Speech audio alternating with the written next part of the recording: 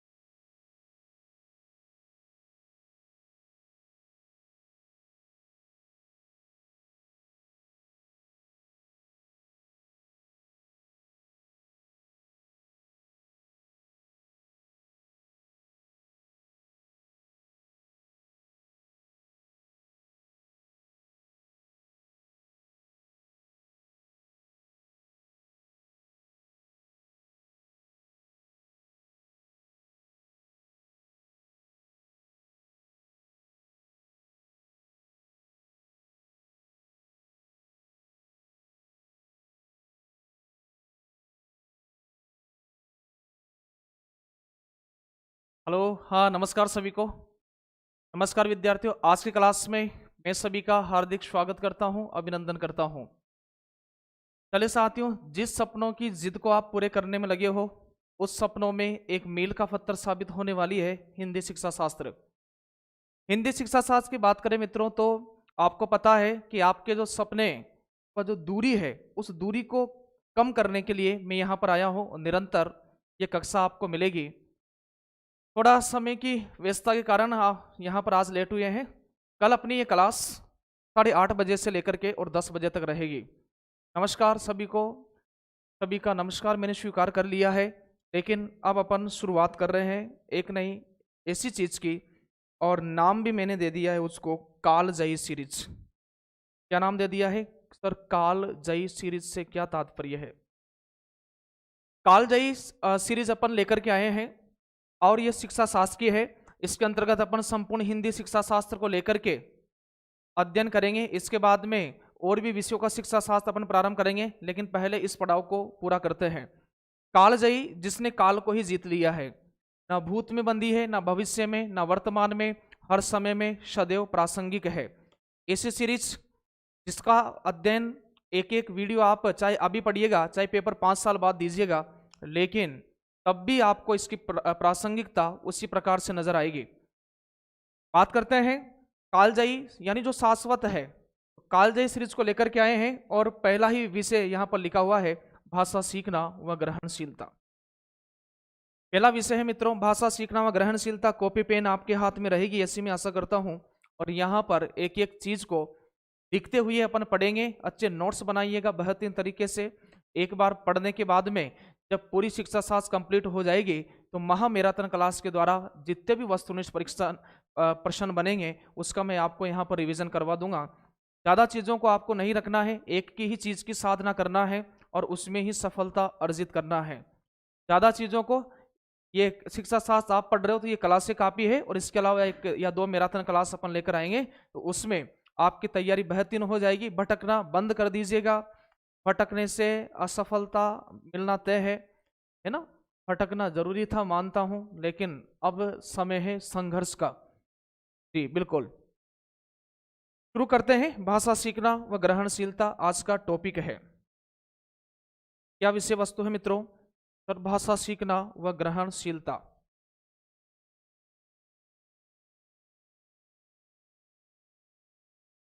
भाषा सीखना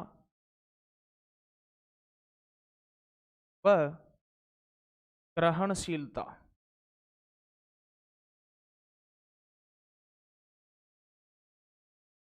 सीधा मैं विषय वस्तु पर आ गया हूं। शिक्षा शास्त्र क्या है, उस विषय को अपन न देखते हुए किस तरह से, कहां से प्रश्न टॉपिक से आते हैं, उसी से सीधा सीधा मैं आपसे जुड़ने की कोशिश कर रहा हूं। टॉपिक का नाम है भाषा सीखना व ग्रहणशीलता। इस टॉपिक को भी अपन कुछ अंशों में विभाजित कर लेते हैं, और एक एक अंश को आपको समझते जाना है। जैसे यहाँ पर देखिएगा, पहला ही शब्द लिखा है। पहला ही शब्द यहाँ पर क्या है? सर भाषा है।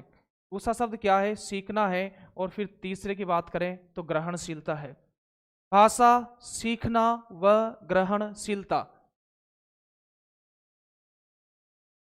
अब यहां पर देखिएगा इसका और क्या क्या नाम हो सकता है सर। भाषा सीखना, सीखना का तात्पर्य सीधा सीधा है मित्रों अधिगम। भाषा सीखना एक अधिगम प्रक्रिया है और भाषा ग्रहणशीलता एक अर्जन प्रक्रिया है। एक कौन सी प्रक्रिया है? अर्जन प्रक्रिया है। अधिगम की बात करें, भाषा सीखना अधिगम और अर्जन की जगह कहीं न कहीं एक शब्द और आ जाता है अधिग्रहण। एक शब्द और आ जाता है मित्रों अधिग्रहण, यह शब्द आ जाता है जी सर। तो फिर यहां से प्रश्न कैसे आते हैं? प्रश्न तो जो भी आएंगे वो यही आना है, आप चिंता मत करो उसकी। आप मैराथन क्लास को देख लेना, एक बार इन वीडियो को देख लो और मैराथन को देख लेना वस्तुनिष्ठ परीक्षा की, फिर आपको भटकने की कहीं आवश्यकता नहीं है। भाषा अधिगम और भाषा अधिग्रहण, अधि उपसर्ग लगा हुआ है, दोनों में व्यापक अंतर को देखेंगे। लेकिन उससे पहले अपन समझ तो ले भाषा है क्या। उससे पहले अपन यह जान ले कि भाषा है क्या, भाषा क्या है, इस विषय में अपन बात कर रहे हैं। फिर दोनों में आपको अंतर बताऊंगा। अपनी जो ये क्लास आज चलने वाली है, यह क्लास तो चलेगी।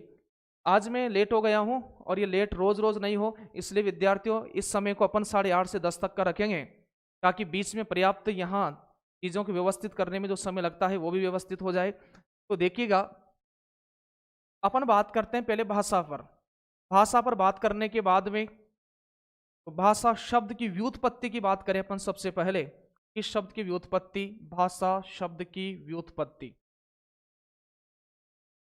भाषा शब्द की व्युत्पत्ति।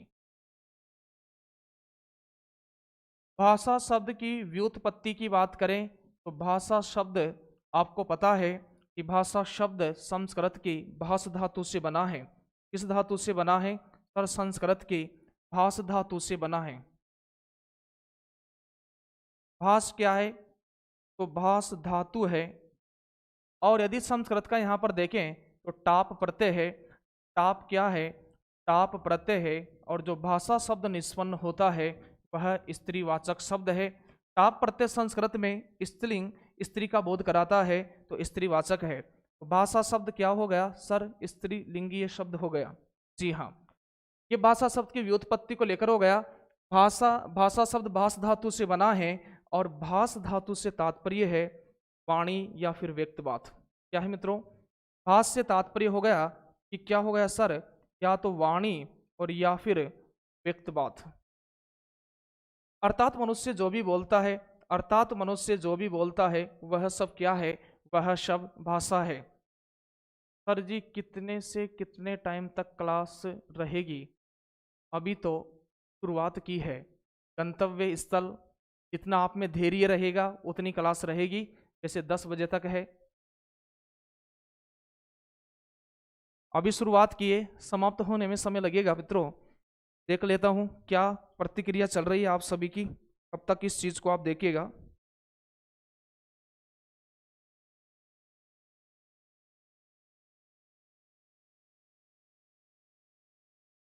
किस चीज को लेकर आप बातें करने लग रहे हो, एक दूसरे से लड़ने लग रहे हो, किस चीज को लेकर के? चलिए पढ़ लीजिएगा पूरी क्लास को, टाइप तो आप खुद करके जाओगे फिर लास्ट में। चलिए, तो भाषा शब्द की व्युत्पत्ति की बात हो गई है मित्रों कि भाषा शब्द संस्कृत की भाष धातु से बना है, जिसका अर्थ अपन ने देख लिया कि वाणी या व्यक्त बात, और भाषा शब्द की व्युत्पत्ति हुई है न कि उत्पत्ति। टॉपिक भाषा क्या है उस विषय पर अपन बात करते हैं। अगला विषय रहेगा अपना भाषा की विशेषताएं।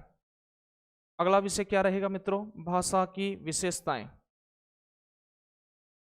लेकिन भाषा की विशेषताएं समझने से पहले अपन को कुछ परिभाषाएं देख लेना चाहिए। किनकी परिभाषाएं देख लेना चाहिए? भाषा की परिभाषाएं। भाषा की परिभाषाएं। भाषा की परिभाषाएं, इनकी बात करें तो साथियों देखिएगा, भाषा की परिभाषाएं अपन बात करें सबसे पहले तो अरस्तु के अनुसार देखते हैं। किसके अनुसार देखते हैं? भाषा की परिभाषा की बात करें तो अरस्तु कहते हैं क्या कहते हैं? अरस्तु कहते हैं कि मनुष्य एक सामाजिक प्राणी है। मनुष्य एक सामाजिक प्राणी है। मनुष्य एक सामाजिक प्राणी है। सामाजिक प्राणी है। वह अपने वह अपने विचारों का वह अपने विचारों का आदान प्रदान करने के लिए वह अपने विचारों का आदान प्रदान करने के लिए जिन सार्थक ध्वनि प्रतीकों का प्रयोग करता है जिन सार्थक ध्वनि प्रतीकों का प्रयोग करता है सार्थक ध्वनि प्रतीकों का प्रयोग करता है उसे भाषा कहते हैं। सार्थक ध्वनि प्रतीकों का प्रयोग करता है उसे क्या कहते हैं? उसे भाषा कहते हैं। से भाषा कहते हैं। तो पहले तो आप इन चीजों को समझिएगा, फिर नोट आप कर लीजिएगा, नहीं तो टेलीग्राम पर आपको इसकी पीडीएफ प्राप्त हो जाएगी। हिंदी साहित्य क्लास का होगी, जल्दी होगी, लेकिन पहले देखो एक एक नंबर बहुत इंपॉर्टेंट है आपके लिए, चाहे वो किसी भी विषय वस्तु का हो। यह भी आप कमेंट करके बोल दिया करो नीचे, यह भी आपके अनुरोध पर ही लाई गई है, यह भी आपकी ही बात थी, आपकी बात को ही पूरा कर रहा हूं, तो अब इसके आनंद लीजिएगा, साहित्य भी पूरा हो जाएगा। किसने कहा है? अरस्तु ने कहा है सर। क्या कहा है? कि मनुष्य एक सामाजिक प्राणी है और अपने विचारों का आदान प्रदान करने के लिए जिन सार्थक ध्वनि प्रतीकों का प्रयोग करता है उसे क्या कहते हैं? भाषा कहते हैं। ट्वीट महोदय कहते हैं, ट्वीट महोदय की परिभाषा है कि ध्वन्यात्मक शब्दों के द्वारा विचारों का प्रकटीकरण ही भाषा है। इनके द्वारा, ध्वन्यात्मक शब्दों के द्वारा, इनके द्वारा, ध्वन्यात्मक शब्दों के द्वारा विचारों का प्रकटीकरण ही भाषा है। ध्वन्यात्मक शब्दों के द्वारा, ध्वन्यात्मक शब्दों के द्वारा विचारों का प्रकटीकरण ही भाषा है। विचारों का प्रकटीकरण ही, विचारों का प्रकटीकरण ही क्या है? भाषा है। इसकी परिभाषा है ट्वीट महोदय के द्वारा। अभी देखिएगा कि मैं बोल रहा हूं तो आपको क्या सुनाई दे रही है? सरध्वनि सुनाई दे रही है। बिल्कुल पीडीएफ मिल जाएगी। सरध्वनि सुनाई दे रही है। तो ध्वन्यात्मक शब्दों के द्वारा विचारों का प्रकटीकरण ही क्या है? भाषा है। किसने कहा है? ट्वीट महोदय ने कहा है। किसने कहा है? ट्वीट महोदय ने कहा है। फिर आपको पता है कि सीताराम चतुर्वेदी क्या कहते हैं भाषा के संदर्भ में? सीताराम चतुर्वेदी भाषा के संदर्भ में सीताराम चतुर्वेदी कहते हैं कि भाषा के आविर्भाव से सारा संसार गूंगों की विराट बस्ती बनने से बच गया। क्या परिभाषा है? कि भाषा के आविर्भाव से, भाषा के आविर्भाव से सारा संसार, आविर्भाव से सारा संसार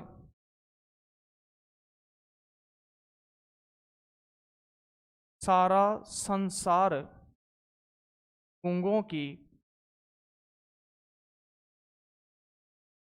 की विराट बस्ती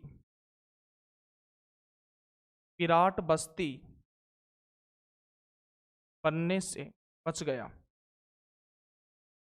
विराट बस्ती बनने से बच गया। किसने कहा? सीताराम चतुर्वेदी ने कहा, बच गया। ठीक है, तो ये तीन परिभाषाएं आपने देखी है। एक तो अरस्तु, इन परिभाषाओं से विशेषताएं निकल करके आएगी और विशेषताओं को आपको अच्छी तरह ध्यान रखना है। विशेषताओं को अच्छी तरह आपको ध्यान रखना है। अपन बात कर रहे हैं कुछ परिभाषाओं के। जी, क्या बातें कर रहे हो आप?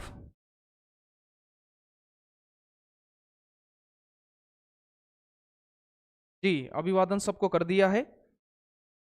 चलिए, तो 3 परिभाषाएं हैं। अरस्तु ने कहा है कि मनुष्य एक सामाजिक प्राणी है और अपने विचारों का आदान प्रदान करने के लिए जिन सार्थक ध्वनि प्रतीकों का प्रयोग करता है वह भाषा है। तो भाषा मित्रों सार्थक ध्वनि प्रतीकों की व्यवस्था है।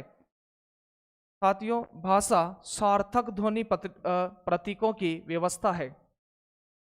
देखो यहां से लिखा है कि भाषा सार्थक ध्वनि प्रतीकों की व्यवस्था है। सार्थक, इसे शब्द सार्थक निरर्थक 2 प्रकार के होते हैं, लेकिन आप जब भी भाषा में सार्थक शब्दों का प्रयोग करोगे जिसका कोई अर्थ निश्चित है, तभी जाकर भाषा की अभिव्यक्ति हो पाएगी, विचारों का आदान प्रदान हो पाएगा। फिर यहाँ पर स्वीट महोदय कहते हैं कि ध्वन्यात्मक शब्दों के द्वारा विचारों का प्रकटीकरण ही भाषा है। जी बिल्कुल, ध्वन्यात्मक शब्दों के द्वारा विचारों का प्रकटीकरण ही भाषा है, इसने कहा, स्वीट महोदय ने कहा है। सीताराम चतुर्वेदी कह रहे हैं कि यदि भाषा का आविर्भाव न हुआ होता तो सारा संसार गूंगों की विराट बस्ती बन गया होता, फिर भी तो भाषा चलती।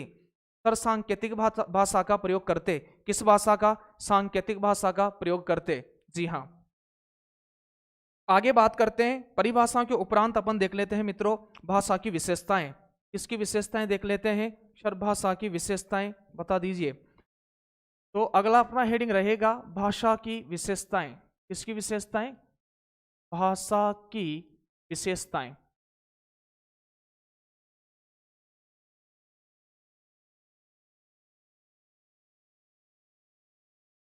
भाषा की विशेषताएं।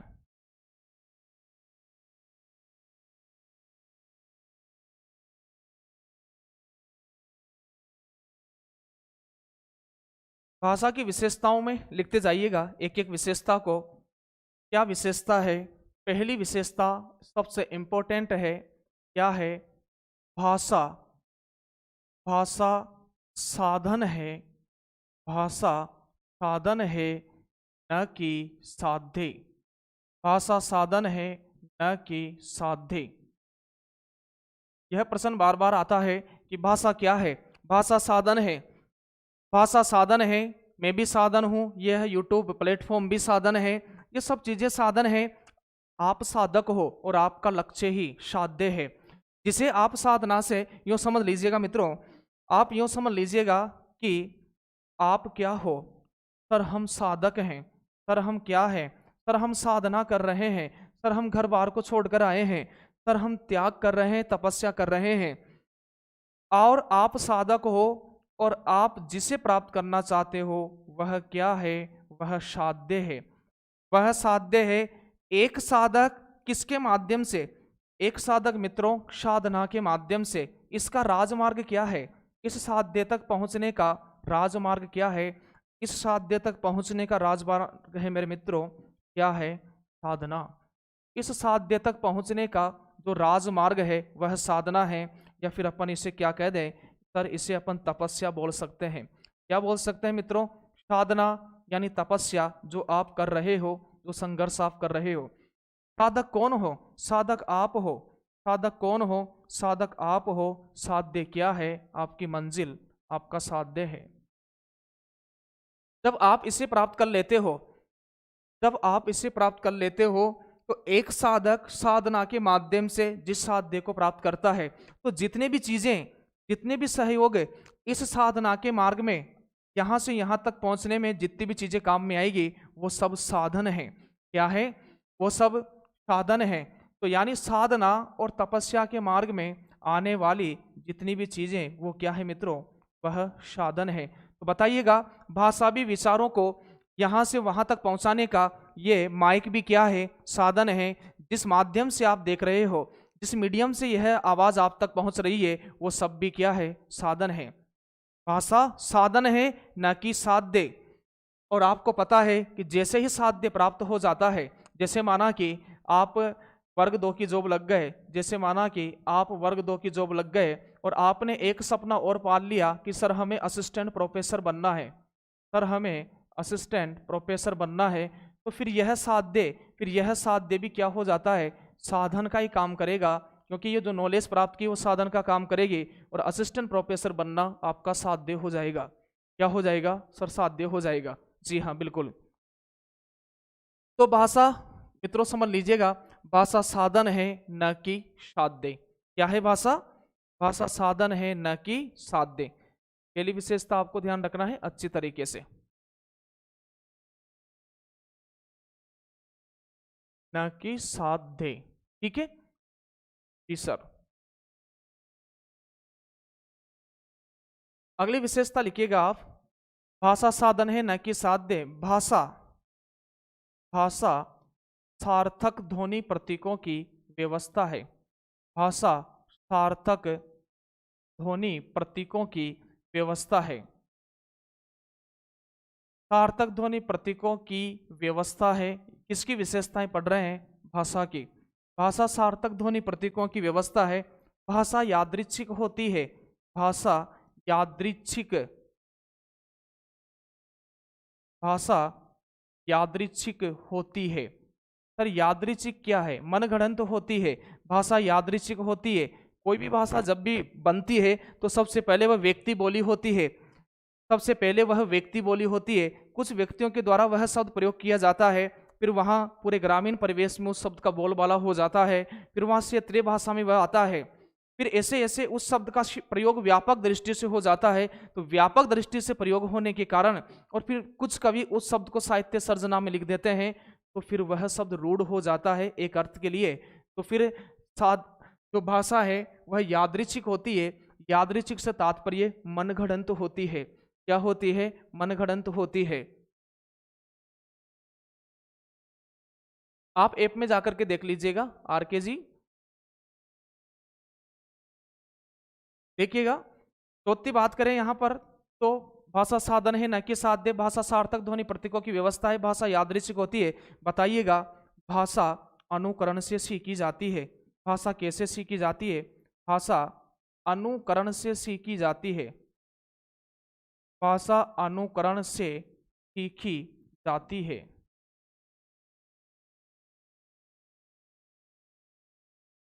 भाषा अनुकरण से सीखी जाती है। फिर ध्यान रखिएगा, भाषा का भौगोलिक क्षेत्र निश्चित होता है। भाषा का भौगोलिक क्षेत्र निश्चित होता है। भाषा का भौगोलिक क्षेत्र कैसा होता है? निश्चित होता है। भाषा का भौगोलिक क्षेत्र निश्चित होता है। ठीक है जी। आगे विशेषता की बात करें तो भाषा पैतृक या आनुवांशिक नहीं होती है। ध्यान रखिएगा, भाषा पैतृक नहीं होगी। पैतृक का मतलब आनुवांशिक। पैतृक से तात्पर्य क्या होगा मित्रों? आनुवांशिक। भाषा पैतृक या आनुवांशिक नहीं होती है। ऐसा नहीं है कि दादाजी जो भाषा बोलते हैं वही उसका पोता बोलेगा, वो तो वातावरण से अर्जित गुण है। भाषा पैतृक या आनुवांशिक नहीं होती है। भाषा पैतृक या आनुवांशिक नहीं होती है। नहीं होती है। तो 6 विशेषताएं मैंने यहां पर लिख दी है। भाषा साधन है न कि साध्य। भाषा सार्थक ध्वनि प्रतीकों की व्यवस्था है। भाषा यादृच्छिक। यादृच्छिक का मतलब मनगढ़ंत होती है। भाषा अनुकरण से सीखी जाती है। भाषा का भौगोलिक क्षेत्र निश्चित होता है और भाषा पैतृक या आनुवांशिक नहीं होती है। एक चीज मैं आपको यहाँ लिखाऊंगा, मैं आगे यहाँ बता देता हूँ कि भाषा पैतृक या आनुवांशिक नहीं होती है। ठीक है, मान लिया बात सर, पैतृक या आनुवांशिक नहीं होती है। लेकिन सर चोमस्की तो कह रहे हैं कि बालक में भाषा अर्जन करने का गुण जन्मजात होता है। बालक में भाषा अर्जन करने का गुण जन्मजात होता है। ध्यान रखना, ये परिभाषा बार बार पूछी जाती है। चोमस्की ने कहा है कि बालक में भाषा अर्जन, लेकिन ये भाषा अर्जन क्या है, भाषा अधिगम क्या है? जब दोनों में आप अंतर सीख पाओगे तभी तो अपन बात करेंगे कि चोमस्की इस बात को क्यों कह रहे हैं। लेकिन यहां ध्यान रखना, भाषा आनुवांशिक या पैतृक नहीं होती है। चलते हैं आगे।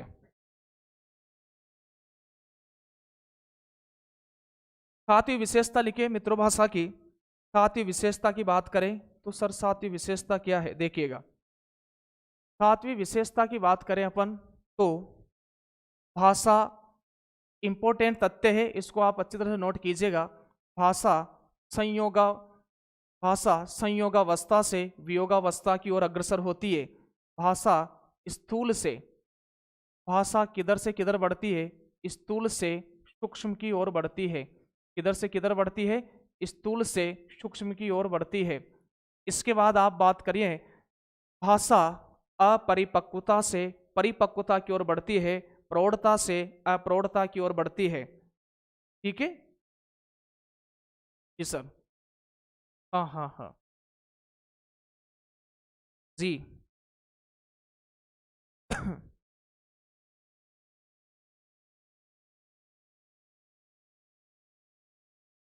आगे क्या बात समझ में?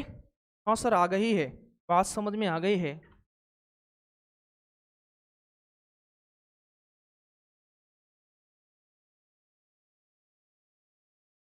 चलिए, भाषा सूक्ष्म से स्थूल से क्या है, सूक्ष्म है।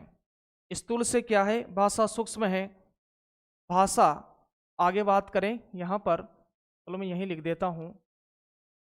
भाषा की बात करें मित्रों, कठिन से सरल की ओर है। किधर से किधर है, कठिन से सरल की ओर है। संयोग से वियोग की ओर है, संयोग से वियोग की ओर है। यानी यूं कह सकते हैं कि संयोगावस्था से, किस अवस्था से, संयोगावस्था से वियोगावस्था की ओर अग्रसर होती है। संयोगावस्था से किधर की ओर, वियोगा संयोगावस्था से वियोगावस्था की ओर अग्रसर होती है। संयोगावस्था से वियोगावस्था की ओर अग्रसर होती है।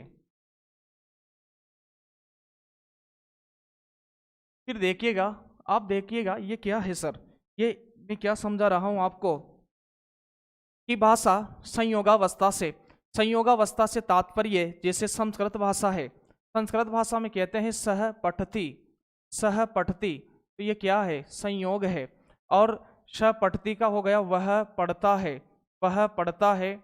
तो आपको पता है कि संस्कृत से ही हिंदी का उद्भव विकास माना जाता है। यानी ये मान लीजिएगा कि भाषा संश्लेषण से विश्लेषण की ओर बढ़ती है। किधर से किधर बढ़ती है सर, सपठती, सपठती से तात्पर्य क्या हो गया, भाषा संश्लेषण से, संश्लेषण से इधर विश्लेषण की ओर बढ़ती है, संश्लेषण से विश्लेषण की ओर। सर फिर संस्कृत भाषा क्या है, स्टार बना करके यहां ध्यान रख लेना। संस्कृत भाषा का प्रश्न पूछा जाए तो संस्कृत भाषा की अपन बात करें मित्रों, संस्कृत भाषा संश्लेषणात्मक है। संस्कृत भाषा कौन सी है, संस्कृत भाषा संश्लेषणात्मक है। तो फिर हिंदी भाषा विश्लेषणात्मक है। हिंदी भाषा क्या है मित्रों, हिंदी भाषा विश्लेषणात्मक है। अच्छी तरह ध्यान रखिएगा, हिंदी भाषा क्या है, विश्लेषण है। संयोग से वियोगावस्था की ओर अग्रसर होती है। किधर से किधर संयोग हुआ था, उससे संयोग से किधर, संयोगावस्था से वियोगावस्था की ओर अग्रसर होती है। आपको पता है कि संस्कृत और संस्कृत से जो भाषा निकली है वह निकली है पाली। कौन सी भाषा, पाली। पाली के बाद बात करें तो वह भाषा होगी प्राकृत। प्राकृत के बाद बात करें तो वह भाषा होगी अपभ्रंश। और अपभ्रंश का जो आगे बिगड़ा हुआ रूप हो जाएगा वह हो जाएगा अवहट्ट। क्या हो जाएगा, अवहट्ट। और अवहट्ट से बात करें तो फिर क्या आएगी, हिंदी। तो आप देख लीजिएगा संस्कृत क्या है, संस्कृत भाषा का संयोग है। क्या है, भाषा का संयोग है। और संयोग से भाषा बिछड़ गई है तो संयोगावस्था से वियोगावस्था की ओर है। संश्लेषण जैसे सपठति वह पढ़ता है, सपठति संश्लेषण है और इसका हिंदी रूप हो गया वह पढ़ता है, तो यह विश्लेषण है। इतनी बात समझ में आ गई है क्या, नोट कर लीजिएगा अच्छी तरह से। जी सर।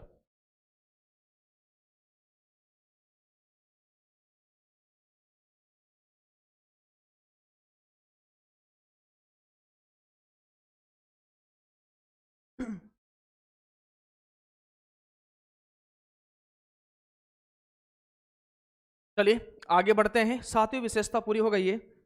आठवीं विशेषता की बात करें, आठवीं विशेषता देखिएगा।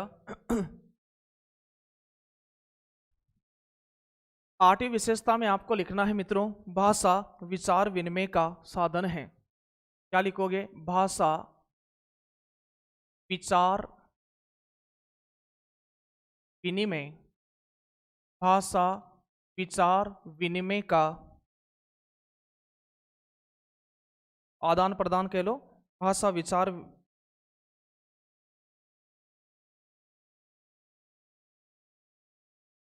भाषा परस्पर विचारों का आदान प्रदान है, या फिर यूं कह लें भाषा विचार विनिमय है।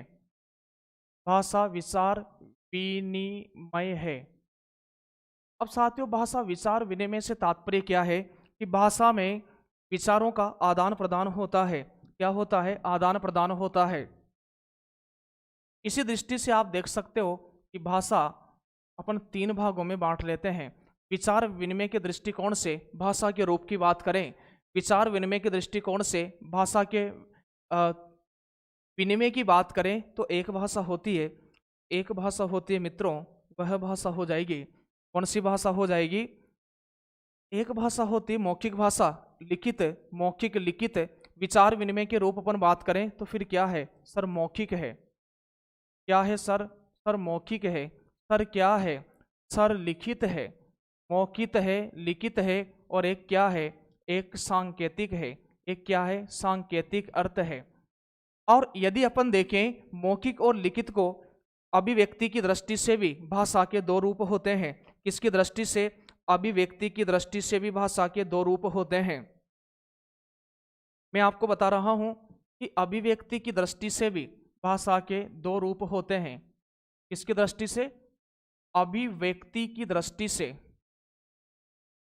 अभिव्यक्ति की दृष्टि से भाषा के 2 रूप होते हैं।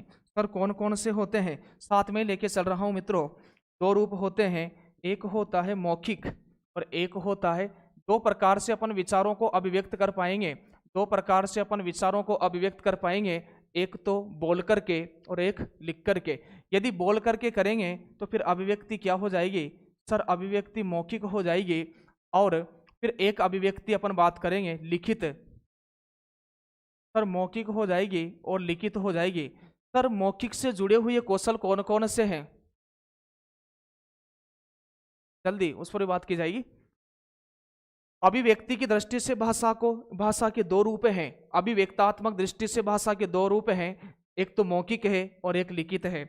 मौखिक की बात करें तो मौखिक जो संप्रेषण होगा मित्रों, मौखिक संप्रेषण 2 प्रकार से हो सकता है। मौखिक कौशल सुनकर बोलकर, और जो लिखित जो कौशल बात करें पढ़ना और लिखना है तो वह बात का विषय है। लेकिन विचार विनिमय की दृष्टि से मौखिक है और लिखित है। समझ में आ गई? आगे अपन इसकी जब सुनना बोलना बात करेंगे तो वहां पर बात करेंगे। यहां भी करना चाहो तो आप कर सकते हो। मौखिक अभिव्यक्ति अपन कैसे देते हैं? सर मौखिक अभिव्यक्ति कैसे देते हैं? तो मौखिक अभिव्यक्ति अपन देंगे मित्रों बोल करके। कैसे देंगे? मौखिक अभिव्यक्ति की बात करें तो मौखिक अभिव्यक्ति कैसे देंगे? बोलकर। मौखिक अभिव्यक्ति की बात करें तो मौखिक अभिव्यक्ति देंगे बोल करके। कैसे देंगे? बोलकर।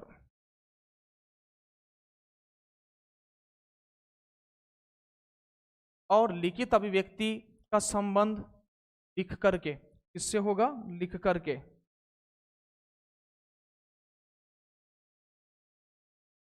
लिख कर। अब यहां पर बात करें बोलना, यानी जो अभिव्यक्तात्मक कौशल हैं जिनका संबंध बोलकर से देंगे, तो बताओ बोलकर का संबंध किस विज्ञान से जुड़ गया? बोलकर का संबंध बताइएगा किस विज्ञान से जुड़ गया? तो बोलकर का संबंध जुड़ गया मित्रों ध्वनि विज्ञान से। किस विज्ञान से जुड़ गया? सर ध्वनि विज्ञान से जुड़ गया। क्योंकि ध्वनि विज्ञान से जुड़ गया। और लिखकर की बात करें तो यह किस विज्ञान से जुड़ गया? सर लिपि विज्ञान से जुड़ गया। किस विज्ञान से? लिपि विज्ञान से जुड़ गया। सर फिर बात करें ध्वनि विज्ञान से जुड़े हुए 2 कौशल भी हमें यही बता दो, आगे इंतजार क्यों कराइए? जी बिल्कुल मत करिएगा, आगे इंतजार करना ही नहीं है। ये देख लीजिएगा कि ध्वनि विज्ञान से जुड़े हुए 2 कौशल, 2 कौशल कौन कौन सा है? एक तो सुनना है और एक कौन सा है? एक बोलना है। सुनना है, बोलना है। और लिपि विज्ञान से जुड़े हुए 2 कौशल, एक पढ़ना है और एक क्या है? एक लिखना है। एक पढ़ना है और एक क्या है? एक लिखना है। पढ़ना और लिखना। कमेंट में देखूंगा आपके, देख क्या बातें कर रहे हो आप, कोई लड़बड़ तो नहीं रहा ना एक दूसरे से? जी। तो देखिएगा, ध्वनि विज्ञान से जुड़े हुए 2 कौशल, तो भाषाई विकास का प्राकृतिक क्रम हो गया सुनना, बोलना, पढ़ना, लिखना। इस विषय को अपन आगे बात करेंगे, इस विषय की आगे बात करेंगे। लेकिन भाषा का विचार विनिमय मौखिक रूप से दिया जा सकता है, लिख करके दिया जा सकता है। सर सांकेतिक, सांकेतिक कैसे? तो बिहारी ने दोहा दिया है सांकेतिक भाषा का, कितना मनोभावों का अनुभव आपको पता होगा। कहत नटत रीजत खिजत मिलत खिलत लजियात और भरे भवन में करत है नैनन ही सो बात। भरे भवन में करत है नैनन ही सो बात। तो ये कौन सी भाषा प्रयोग हो रही है? सर सांकेतिक भाषा ही है। कौन सी भाषा है? सांकेतिक भाषा है। अगली विशेषता पर बढ़ते हैं मित्रों। अगली विशेषता की बात करें तो भाषा, भाषा अर्जित संपत्ति है। नवी विशेषता आप लिख लीजिएगा, भाषा अर्जित संपत्ति है। कैसी संपत्ति है? भाषा अर्जित संपत्ति है, अर्जित संपत्ति है। प्रत्येक भाषा का एक मानक रूप होता है।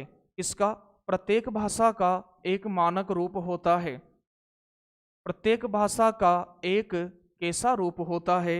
एक मानक रूप होता है, एक मानक रूप होता है। भाषा तो बहता नीर है मित्रों, भाषा तो क्या है? बहता नीर है। तो भाषा परिवर्तनशील होती है। भाषा कैसी होती है? भाषा परिवर्तनशील होती है, भाषा परिवर्तनशील होती है। इतनी बात समझ में आ गई क्या? विशेषताएं इससे पूर्व भी अपन ने देखी है। कोई नहीं लड़ रहा है, हाँ डांट पड़ जाएगी आज, पूरा ध्यान पढ़ने पे होना चाहिए। भाषा परिवर्तनशील होती है, बदलती रहती है। इसीलिए तो भाषा का भौगोलिक क्षेत्र कैसा होता है? भाषा का भौगोलिक क्षेत्र निश्चित होता है। भाषा पैतृक या आनुवांशिक नहीं होती है। भाषा तो मित्रों, यदि अपनी संस्कृति को जीवित रखना है, अपनी संस्कृति को जीवित रखना है तो भाषा को बचा के रखना होगा। भाषा नष्ट हो गई, समझ लो संस्कृति नष्ट हो गई। तो यहाँ पर आगे बात करें, 12वीं विशेषता में लिख देता हूं आपके स्क्रीन पर। 12वीं विशेषता आप देखिएगा, भाषा सभ्यता की चितेरी है। क्या बात है? भाषा सभ्यता की चितेरी है। भाषा सभ्यता की चितेरी है और संस्कृति की वाटिका है। भाषा सभ्यता की चितेरी है और संस्कृति की वाटिका है।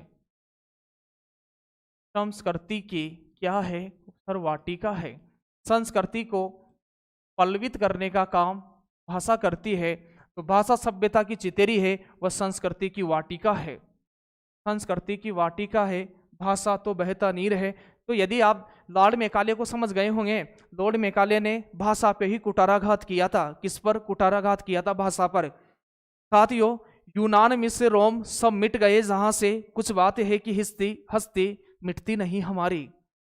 भारतीय लोगों की विशेषता है कि बहुत यूनानी प्राचीन सभ्यताएं मिट चुकी है, लेकिन जो शाश्वत है, जो कालजयी संस्कृति है, कालजयी अपनी सी रिजवी है, और कालजयी जो संस्कृति है, जो शाश्वत है, जो सदैव भूत भविष्य वर्तमान में प्रासंगिक है, ऐसी संस्कृति भारतीय है। कहा है कि यूनान मिस्र रोम सब मिट गए जहां से, कुछ बात है कि हस्ती मिटती नहीं हमारी। सदियों रहा है दौरे दुश्मन जहां हमारा। तो कहने का तात्पर्य, भाषा को आपको बचा के रखना है, क्योंकि भाषा संस्कृति की वाटिका है। यहाँ विभिन्न संस्कृतियां, विभिन्न सांस्कृतिक मूल्य पल्लवित होते हैं, पुष्पित होते हैं, और आने वाली नई पीढ़ी को उससे आप्लावित करते हैं, ढकते हैं। भाषा सभ्यता की चितेरी, ये संस्कृति की वाटिका है। भाषा का भौगोलिक क्षेत्र निश्चित नहीं होता है, भाषा अनुकरणों से सीखी जाती है। भाषा ध्वनि प्रतीकों की व्यवस्था है। पिछली आगे पढ़ चुके हैं, भाषा ध्वनि प्रतीकों की व्यवस्था है।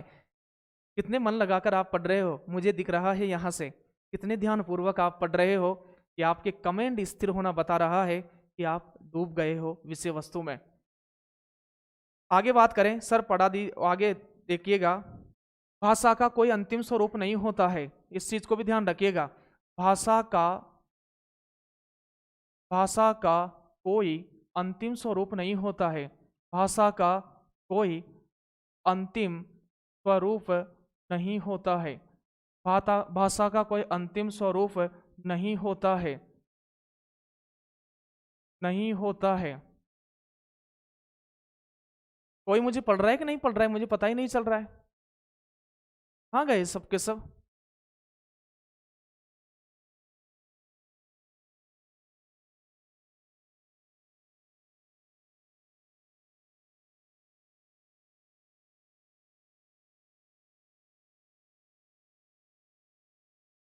आ रही है क्या आवाज मित्रों?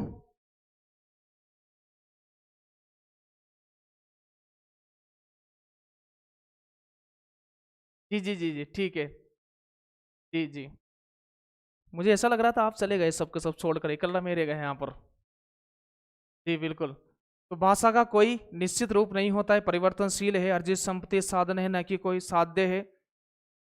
अपरिपक्वता से परिपक्वता की ओर अग्रसर होती है भाषा। अभी मुख्य विषय तो आने वाला है, आप देखिएगा जो आपका मुख्य टॉपिक है, अभी तो बात सभी बात कर रहे हैं। भाषा अपरिपक्वता से, अपरिपक्वता से, जी जी जी, भाषा, जी जी सुनिएगा, भाषा अपरिपक्वता से परिपक्वता की ओर, अपरिपक्वता से परिपक्वता की ओर अग्रसर होती है। अपरिपक्वता से परिपक्वता की ओर, तो फिर यूं कह सकते हैं अपरिपक्वता से तात्पर्य क्या हो गया? अप्रौढ़ता। अप्रौढ़ता से किसकी ओर? प्रौढ़ता की ओर। किसकी ओर? प्रौढ़ता की ओर अग्रसर होती है। ठीक है, इसके बाद अपन बात करें आगे, तो ये भाषा की विशेषताएं हो गई है। किसकी विशेषताएं हो गई है? भाषा की विशेषताएं हो गई है मित्रों। फिर अपन यहां पर लिखें, यहां पर एक तथ्य में लिख देता हूं, भाषा सीखने की प्रवृत्तियों का मनोवैज्ञानिक क्रम। एक यहां पर लिख लीजिएगा, भाषा सीखने की, भाषा सीखने की प्रवृत्तियों का, भाषा सीखने की प्रवृत्तियों का वैज्ञानिक क्रम। भाषा सीखने की प्रवृत्तियों का वैज्ञानिक क्रम। प्रश्न आ सकता है कि भाषा को सीखने के लिए क्या चीजें जरूरी है? जी बिल्कुल, मुझे पता चल गया है कि आप सब ध्यान पूर्वक सुन रहे हो। क्या जरूरी है?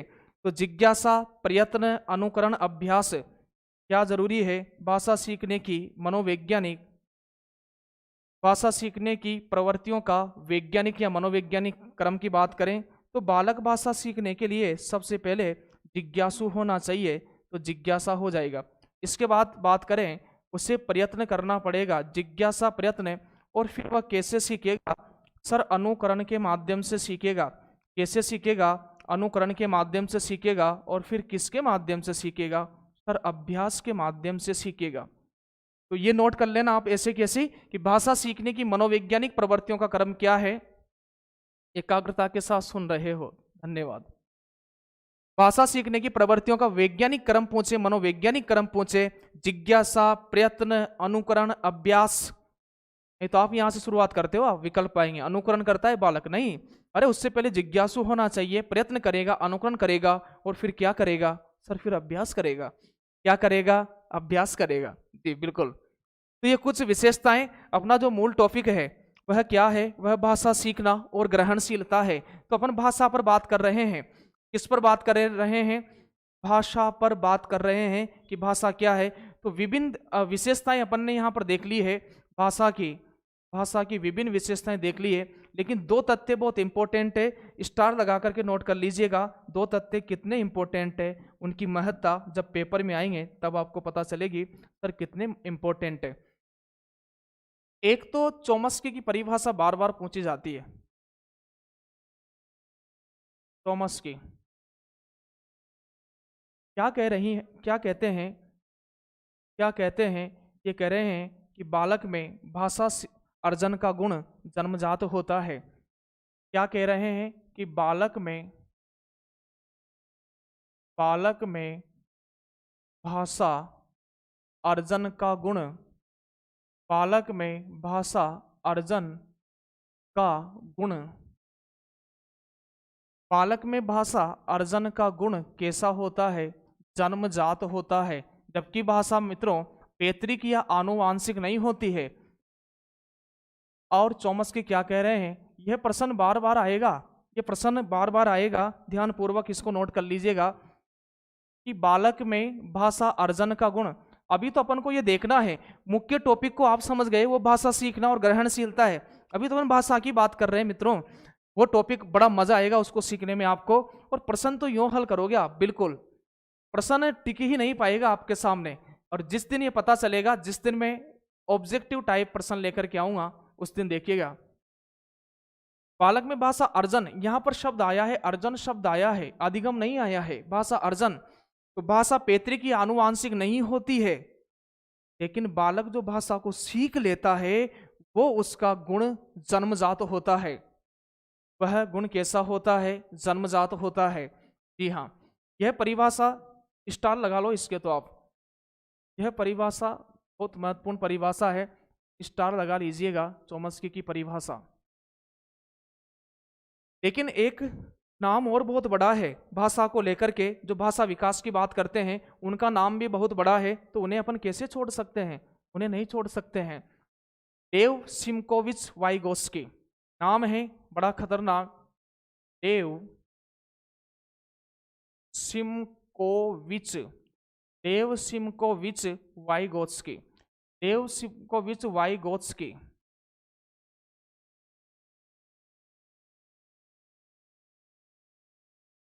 क्या कह रहे हैं सर, बता दीजिएगा। ये कह रहे हैं मित्रों, ये कह रहे हैं कि बालक भाषा का अर्जन समाज से करता है। बालक, ये कह रहे हैं क्या कि बालक भाषा का अर्जन समाज से करता है। बालक भाषा का अर्जन कहाँ से करता है? समाज से करता है। कहाँ से करता है? समाज से करता है। आप तो इनकी परिभाषा आएगी ना, तो इन्होंने बालक जो भाषा को सीखता है, इनका जो सिद्धांती है, आप इनका सिद्धांत बाल विकास से पढ़ते हो, तो वह समाज की ही बात करते हैं कि बालक भाषा का अर्जन करता है समाज से। तो समाज के साथ जोड़ लीजिएगा, सामाजिक सांस्कृतिक विकास का सिद्धांत किनका है? सामाजिक सांस्कृतिक विकास का सिद्धांत मित्रों वाइगोस्की का है। इनके सिद्धांत को मैं लिख देता हूं, आप ध्यान रखिएगा। लेव सिमकोविच वाइगोस्की रूस, कहाँ के हैं ये? यह सर रूस के हैं, रूसे नहीं है, रूस के हैं। कहाँ के हैं? रूस के हैं। इन्होंने 1920 में एक सिद्धांत दिया था। सिद्धांत का नाम क्या है सर? सिद्धांत का नाम है मित्रों, देखिएगा, सिद्धांत का नाम है कि सामाजिक सांस्कृतिक विकास का सिद्धांत। नाम क्या है? सामाजिक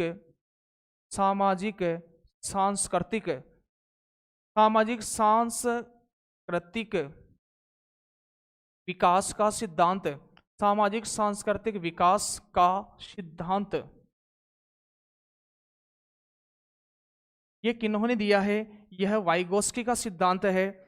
और इन्होंने समाज से जोड़े हैं, भाषा की प्रक्रिया को समाज से जोड़ा है। 15 प्रश्न आएंगे, 15, 120 जो आप पढ़ रहे हो ना, 15 प्रश्न यदि आपने शिक्षा शास्त्र को पढ़ लिया ना, तो लूटे जाएंगे, आएंगे नहीं, लूट लोगे आप। इतना आसान है शिक्षा शास्त्र, लेकिन एक व्यवस्थित तरीके से पढ़ना बहुत जरूरी है। 120 आपने हिंदी में ही जान झोंक रखी है, ठीक है, अच्छी बात है, जान झोंकना पड़ेगा। लेकिन जहां से नंबर लूटे जाते हैं, जहां से नंबर लूटे जाते हैं, का क्या करें?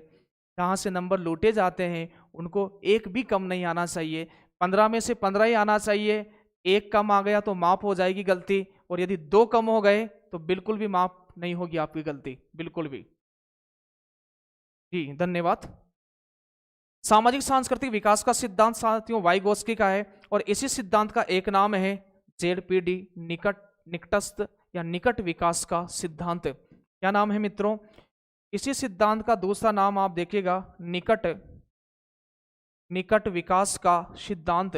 निकट विकास का सिद्धांत। तो आप क्या ध्यान रखोगे, यहां से ये प्रश्न एक छपने वाला है, यूं समझ लीजिएगा। प्रश्न पूछा जाएगा कि भाषा को, बालक भाषा को जो सीखता है, बालक भाषा को जो सीखता है वह जो अर्जन करता है, तो चोम्स्की कह रहे हैं कि बालक में भाषा अर्जन करने का गुण कैसा है? जन्मजात है। और जबकि वाइगोस्की कह रहे हैं, वाइगोस्की में तो आप समाज शब्द ध्यान रख लो, इन्होंने सामाजिक प्रक्रिया से बताया है बालक भाषा सीखता है। और ये पूरी चीजें मैं अभी क्यों नहीं बता रहा हूं आपको, क्योंकि बहुत सारा डिस्कस अपन को भाषा सीखना और ग्रहणशीलता में करना है, इसलिए मैं इनको थोड़ा व्यापकता की ओर अभी नहीं लेके चल रहा हूं, लेकिन जो इंपॉर्टेंट तथ्य है वो आपके सामने आते जा रहे हैं। जी सर, आगे बढ़ते हैं। अगला जो विकास क्रम आपने देख लिया है। जी सर, आगे क्या है?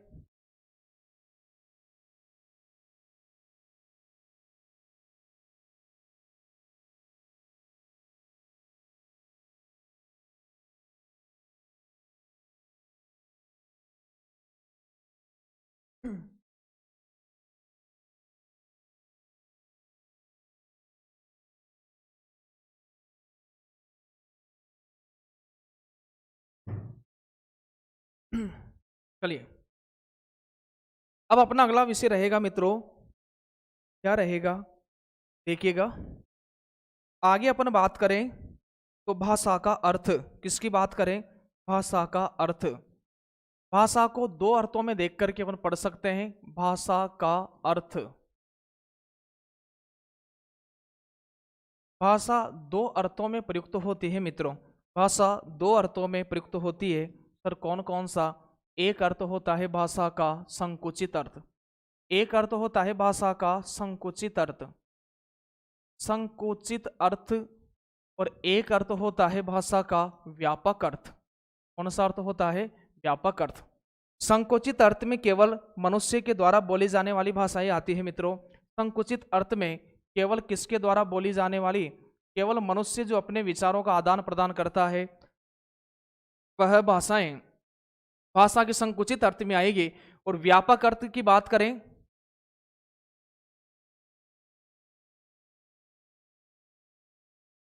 जी बिल्कुल, तो भाषा का दो अर्थ है, एक संकुचित है, एक व्यापक है। व्यापक अर्थ में साथियों जैसे मनुष्य के द्वारा बोली जाने वाली भाषा, वो तो भाषा का संकुचित अर्थ है। भाषा तो व्यापक अर्थों में प्रयोग होती है, जैसे पशु पक्षी भी भाषा का अपने विचारों का आदान प्रदान करते हैं।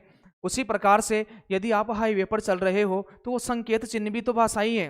क्या है? भाषा है। चाहे वो रेलवे के सिग्नल हो, चाहे लाल हरी पीली बत्ती हो, वह सब भी क्या है? भाषा है। तो भाषा के दो रूप हैं, एक तो मनुष्य के द्वारा बोली जाने वाली संकुचित अर्थ में, और यदि यहाँ पर बात करें पशु पक्षी, कौन कौन? पशु पक्षी।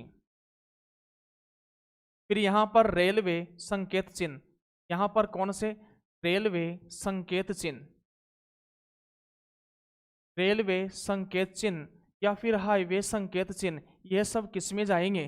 सर यह भाषा के व्यापक अर्थ में जाएंगे। इतनी बात आपके समझ में आ गई है क्या?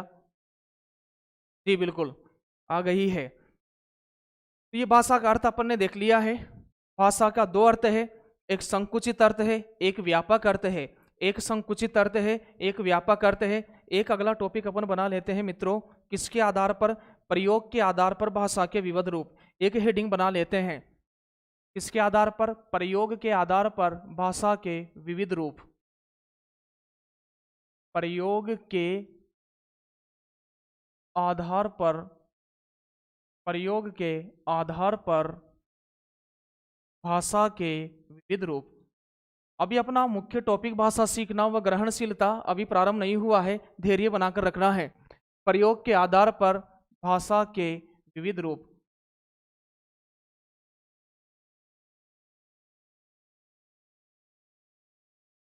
क्या क्या रूप हैं प्रयोग के आधार पर भाषा के विविध रूप की बात करें तो मित्रों आप नोट कर लीजिएगा। भाषा के विविध रूप की बात करें तो एक होती है मित्रों मातृभाषा। कौन सी भाषा होती है? मातृभाषा।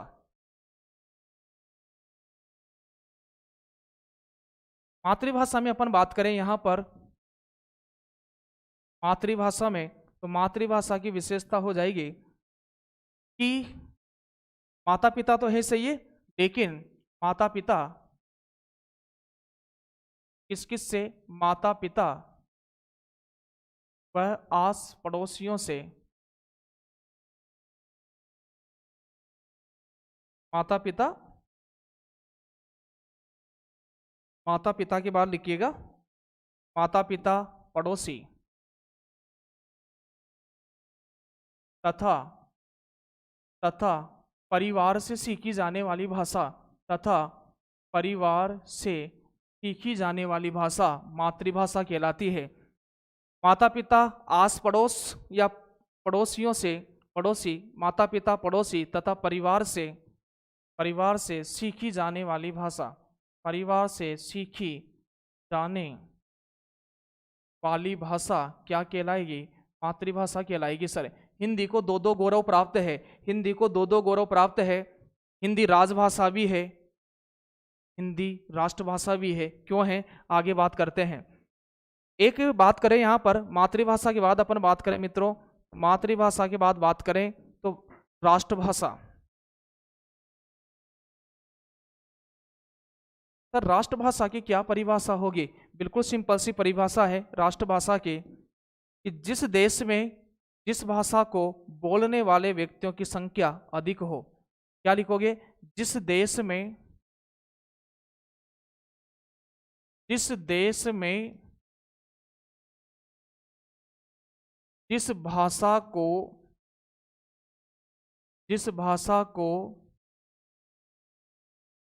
बोलने वाले, जिस देश में जिस भाषा को बोलने वाले व्यक्तियों की संख्या अधिक हो, बोलने वाले व्यक्तियों की संख्या अधिक हो, वह भाषा क्या कहलाएगी?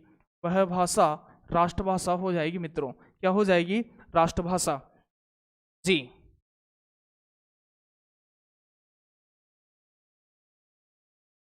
जी देखिएगा, तो जिस देश में जिस भाषा को बोलने वाले व्यक्तियों की संख्या अधिक है, तो भारत देश में जी संख्या अधिक हो, संख्या के आधार पर जिस देश में जिस भाषा को बोलने वालों की संख्या अधिक हो, तो वह भाषा राष्ट्रभाषा हो जाएगी। सर संविधान में हिंदी को दर्जा प्राप्त है क्या राष्ट्रभाषा का?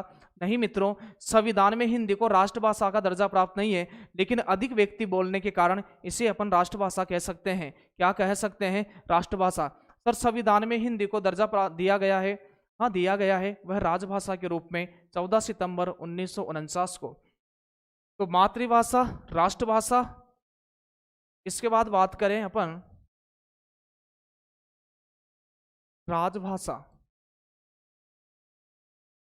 राजभाषा, राजभाषा में आपको लिखना है, क्या लिखोगे? कि जिस देश का राज यानी होता है शासन, जिस देश का, मैं अभी वह टॉपिक नहीं पढ़ा रहा हूं हिंदी का भाषा विकास, अपन थोड़ी सी बात कर रहे हैं यहां पर। जिस देश का शासन संचालित है, जिस देश का शासन संचालित है, जिस भाषा में होगा, जिस भाषा में होगा, वह भाषा क्या कहलाएगी? राजभाषा। तो राजभाषा हिंदी को किसका दर्जा प्राप्त है? सर हिंदी को राजभाषा का दर्जा प्राप्त है 14 सितंबर 1949 को। राजभाषा हो गई, मातृभाषा हो गई, राष्ट्रभाषा हो गई। एक भाषा होती काव्य भाषा, तो काव्य सर्जन की जो भाषा होती है वह काव्य भाषा हो जाएगी। राजकाज की भाषा, जी हाँ, राजकाज की भाषा क्या हो गई? राजभाषा हो गई। ठीक है, आगे बात करें सर काव्य भाषा। आगे बात करें काव्य भाषा क्या है सर? देखिएगा, काव्य भाषा,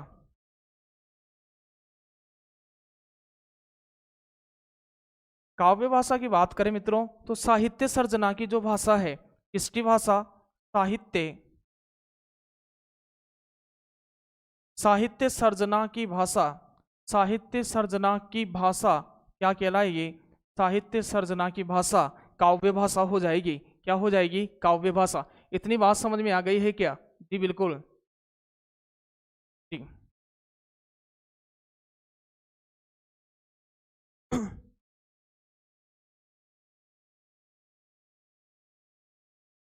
आगे अपन अगले विषय वस्तु की बात करें मित्रों, आगे विषय वस्तु अपनी चलेगी।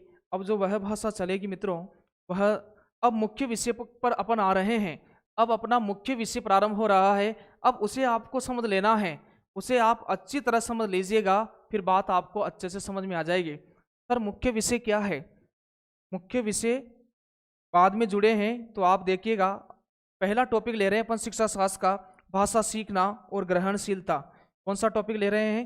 भाषा सीखना और ग्रहणशीलता। पुनः मैं लिख देता हूं हेडिंग क्या है आज का अपना,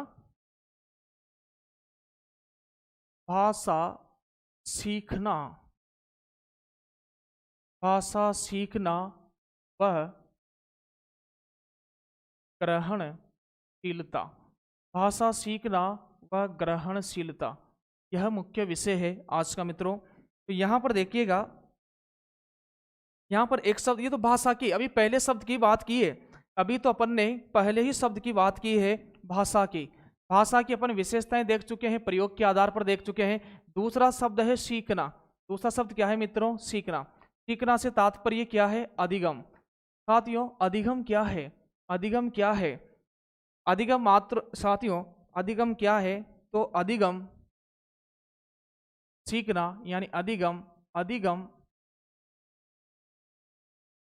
अधिगम व्यवहार में, अधिगम व्यवहार में अपेक्षाकृत, अधिगम व्यवहार में अपेक्षाकृत कौन से परिवर्तन है? अधिगम व्यवहार में अपेक्षाकृत स्थायी परिवर्तन है।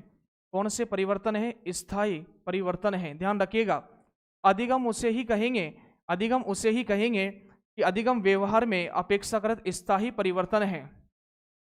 बाल विकास में आपने खूब पढ़ा होगा कि अधिगम व्यवहार के कारण व्यवहार में परिवर्तन ही क्या है? व्यवहार के कारण व्यवहार में परिवर्तन ही क्या है? सर अधिगम है। व्यवहार के कारण व्यवहार में परिवर्तन ही क्या है? सर अधिगम है। तो बताओ, व्यवहार में परिवर्तन तो मैं ऑफलाइन पढ़ा करके, ऐप पर पढ़ा करके और शाम को थक जाता हूं। वैसे मैं नहीं थकता हूं, लेकिन मैं आपसे कह रहा हूं कि मतलब ऐसा यदि कोई थक जाए, क्या वह अधिगम हो जाएगा? क्या कोई जाम पर जाम पी करके नशे में हो जाए, क्या मादक चीजों का सेवन करना भी अधिगम हो जाएगा क्या? बताइएगा लिख करके। क्या मादक चीजों का नशा करना, क्या थकान से, क्या बीमारी से, बीमारी थकान मादक सेवन से जो परिवर्तन तो वहां भी आना है, परिवर्तन तो उस जगह भी आएगा मादक चीजों का सेवन करके।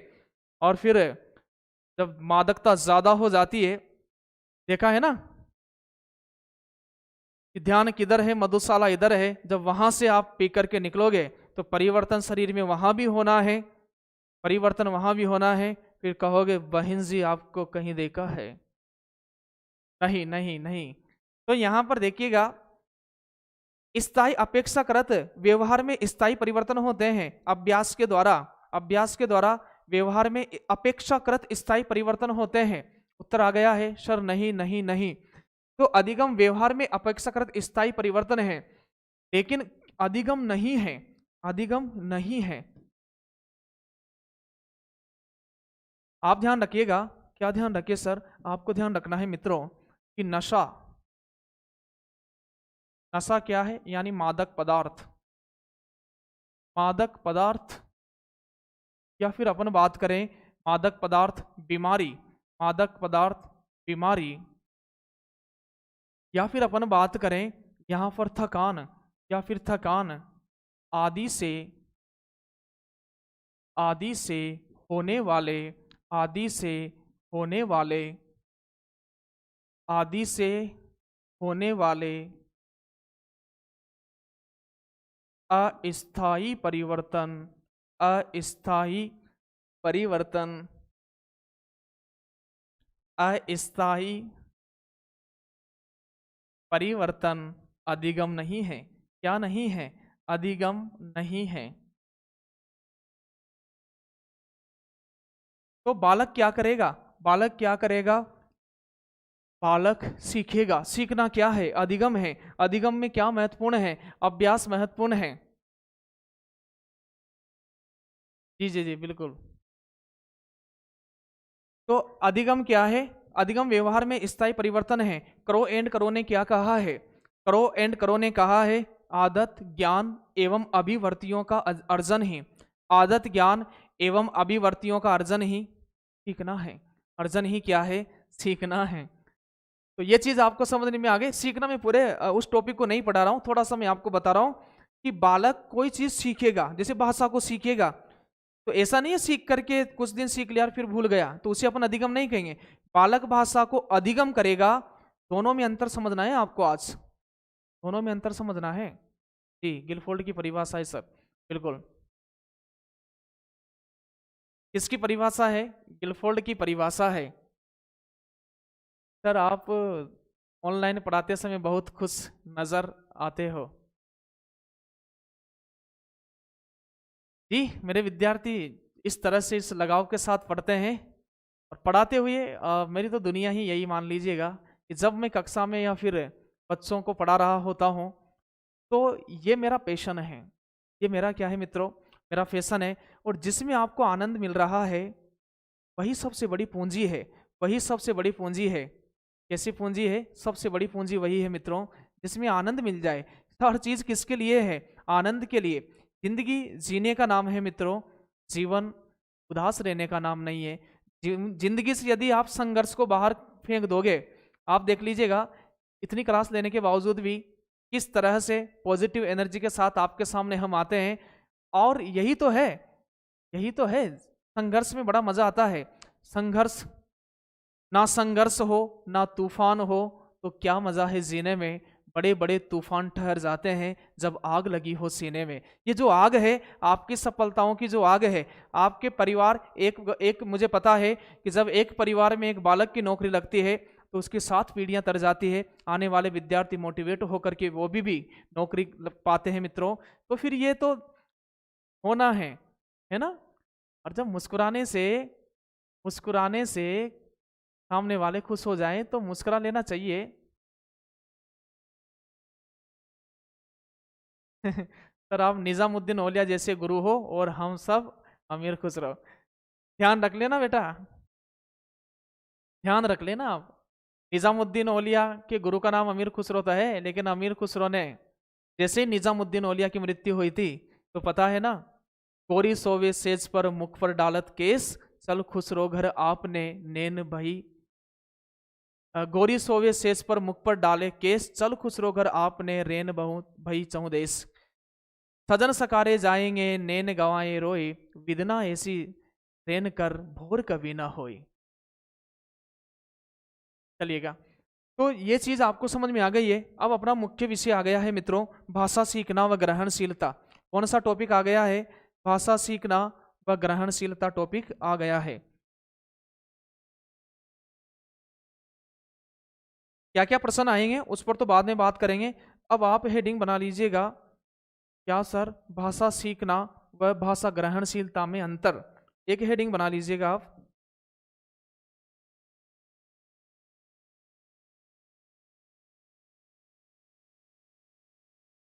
भाषा सीखना, भाषा सीखना व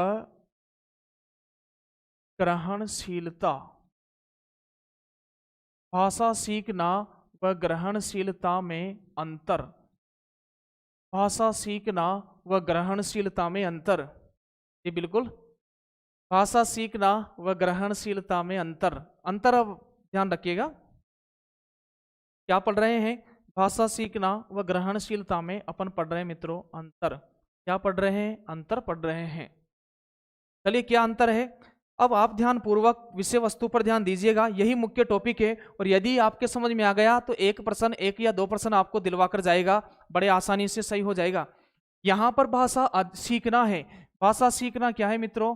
भाषा अधिगम है। भाषा क्या है? भाषा अधिगम है। और फिर बात करें भाषा ग्रहणशीलता, यहां पर भाषा क्या है? भाषा अर्जन है।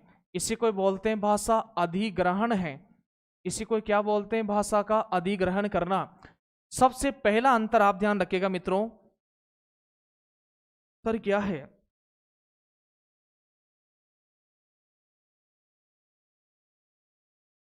आप देखिएगा, पहले अंतर की अपन बात करें मित्रों तो क्या है? पहले अंतर की बात करें भाषा अधिगम, जैसे देखिएगा, आप ध्यान पूर्वक सुनिएगा कि बालक जब परिवार में रहता है, विद्यालय जाने से पूर्व बालक परिवार में रहता है, तो वह स्वतः ही भाषा को अनुकरण के माध्यम से सीख लेता है। भाषा को वह, और चोम्स्की ने क्या कहा है कि बालक में भाषा सीखने की जो क्षमता है, जो अर्जन करने की क्षमता है, वो जन्मजात होती है। तो वह जो मातृभाषा सीखता है अपने परिवार से, आस पड़ोसियों से जो भाषा सीखता है, वह भाषा अधिगम नहीं करता है, वह भाषा अर्जन करता है। पहला प्रश्न आपको समझ में आया, यही ध्यान रखिएगा कि बालक जब परिवार में रहता है तो वह भाषा का अर्जन करता है, अधिगम नहीं करता है। अधिगम करने के लिए अभ्यास की आवश्यकता होती है। तो ध्यान रखिएगा, अधिगम अभ्यास पूर्ण होता है। कैसा होता है मित्रों? अधिगम अभ्यास पूर्ण होता है। अभ्यास पूर्ण होता है, प्रयास पूर्ण होता है। कैसा होता है? प्रयास पूर्ण होता है। तो यदि बालक भाषा अधिगम करेगा तो वह अभ्यास करेगा, वह मेहनत करेगा, वह प्रैक्टिस करेगा, तो भाषा अधिगम होगा। और यहाँ पर जो भाषा सहजता, सहजता, स्वाभाविकता, स्वाभाविकता, जो भाषा सहजता, स्वाभाविकता, स्वतः बिना परिश्रम के, स्वतः अनुकरण से, स्वतः अनुकरण से, स्वतः अनुकरण से, बिना अभ्यास के। कैसे? बिना अभ्यास के, बिना अभ्यास के जो भाषा सीखेगा, बिना अभ्यास के जो भाषा सीखता है, जो भाषा सीखता है, वह भाषा अधिग्रहण है, वह भाषा अर्जन है। वह क्या है मित्रों? वह भाषा अर्जन है। इतनी बात आपके समझ में आ गई क्या? सर आ गई है। इतनी बात आपके समझ में आ गई है क्या कि भाषा सहजता, स्वाभाविकता, प्रश्न वहां पर आएगा कि बताओ भाषा अधिगम में क्या, वहां पर आएगा भाषा अधिगम और अर्जन में क्या अंतर है, या फिर यूं प्रश्न आ जाएगा कि भाषा अधिग्रहण की क्या विशेषता नहीं है, या भाषा अधिगम के बारे में असंगत कथन का चयन कीजिए। भाषा अधिगम के बारे में असंगत कथन का चयन कीजिए, तो फिर आपके बड़ी दुविधा हो जाएगी मित्रों, फिर आपके बड़ी दुविधा हो जाएगी। इसलिए ये दोनों विषय वस्तु को आत्मसात कर लेना है, क्योंकि आपका प्रश्न यहीं से आने वाला है। इससे पूर्व जो पढ़ा था वहां चीजों को मतलब व्यवस्थित करने की वह एक श्रृंखला थी, लेकिन जो मुख्य विषय की शुरुआत हो रही है मित्रों, वो यहां से हो रही है। कहां से हो रही है? यहां से। वहां प्रश्न आएगा कि भाषा ग्रहणशीलता की कौन सी विशेषता नहीं है, और वहां पर विकल्प में आएगा मित्रों, क्या आएगा? सहजता। तो भाषा ग्रहणशीलता यानी भाषा अर्जन की विशेषता सहजता है, स्वाभाविकता है, अनुकरण है। उसके बाद यहां पर बात करें और वहां पर आ जाएगा क्या अभ्यास है। क्या अभ्यास है? तो अभ्यास नहीं है। अभ्यास तो भाषा को सीखने में काम आता है। किस में काम आता है? अभ्यास भाषा को सीखने में काम आता है। एक बालक परिवार में जो भाषा सीखता है वह भाषा अर्जन करता है, अधिगम नहीं करता है। जब वह विद्यालय में जाता है, तब वह विद्यालय में जाता है तो उसे भाषा ध्यानपूर्वक सुनना, जब वह विद्यालय में जाता है तो उसे भाषा अधिगम कराया जाता है। क्या कराया जाता है? अधिगम कराया जाता है। वहां अभ्यास करवाया जाता है, वहां शुद्ध शब्दों का उच्चारण करवाया जाता है, तो वहां पर व्याकरण का महत्व ज्यादा बढ़ जाता है। तो भाषा अधिगम में व्याकरण ज्यादा होती है। यूं समझ लीजिएगा कि व्याकरण का महत्व कहां पर है। तो आप बात करें तो भाषा सीखने में व्याकरण का महत्व है। किसका महत्व है? व्याकरण का महत्व है। किसका महत्व है मित्रों? व्याकरण का महत्व है। भाषा सीखने में व्याकरण का बहुत बड़ा महत्व है। प्रश्न ही पूछ लेंगे कि बताओ भाषा अधिगम और भाषा अधिग्रहण में क्या अंतर है, तो उत्तर बताना सर व्याकरण का अंतर है। किसका अंतर है? व्याकरण का अंतर है। फिर ध्यान रखिएगा कि दोनों में अंतर पूछ ले कि भाषा सीखना और ग्रहणशीलता में तो भाषिक परिवेश का अंतर है। इसको तो अपन लास्ट में देखेंगे, लेकिन कहां पर व्याकरण का महत्व ज्यादा है? तो व्याकरण का महत्व भाषा अधिगम में बहुत ज्यादा है। प्रयासपूर्ण कौन है? भाषा अधिगम है, जबकि सहजता के साथ भाषा अर्जन है।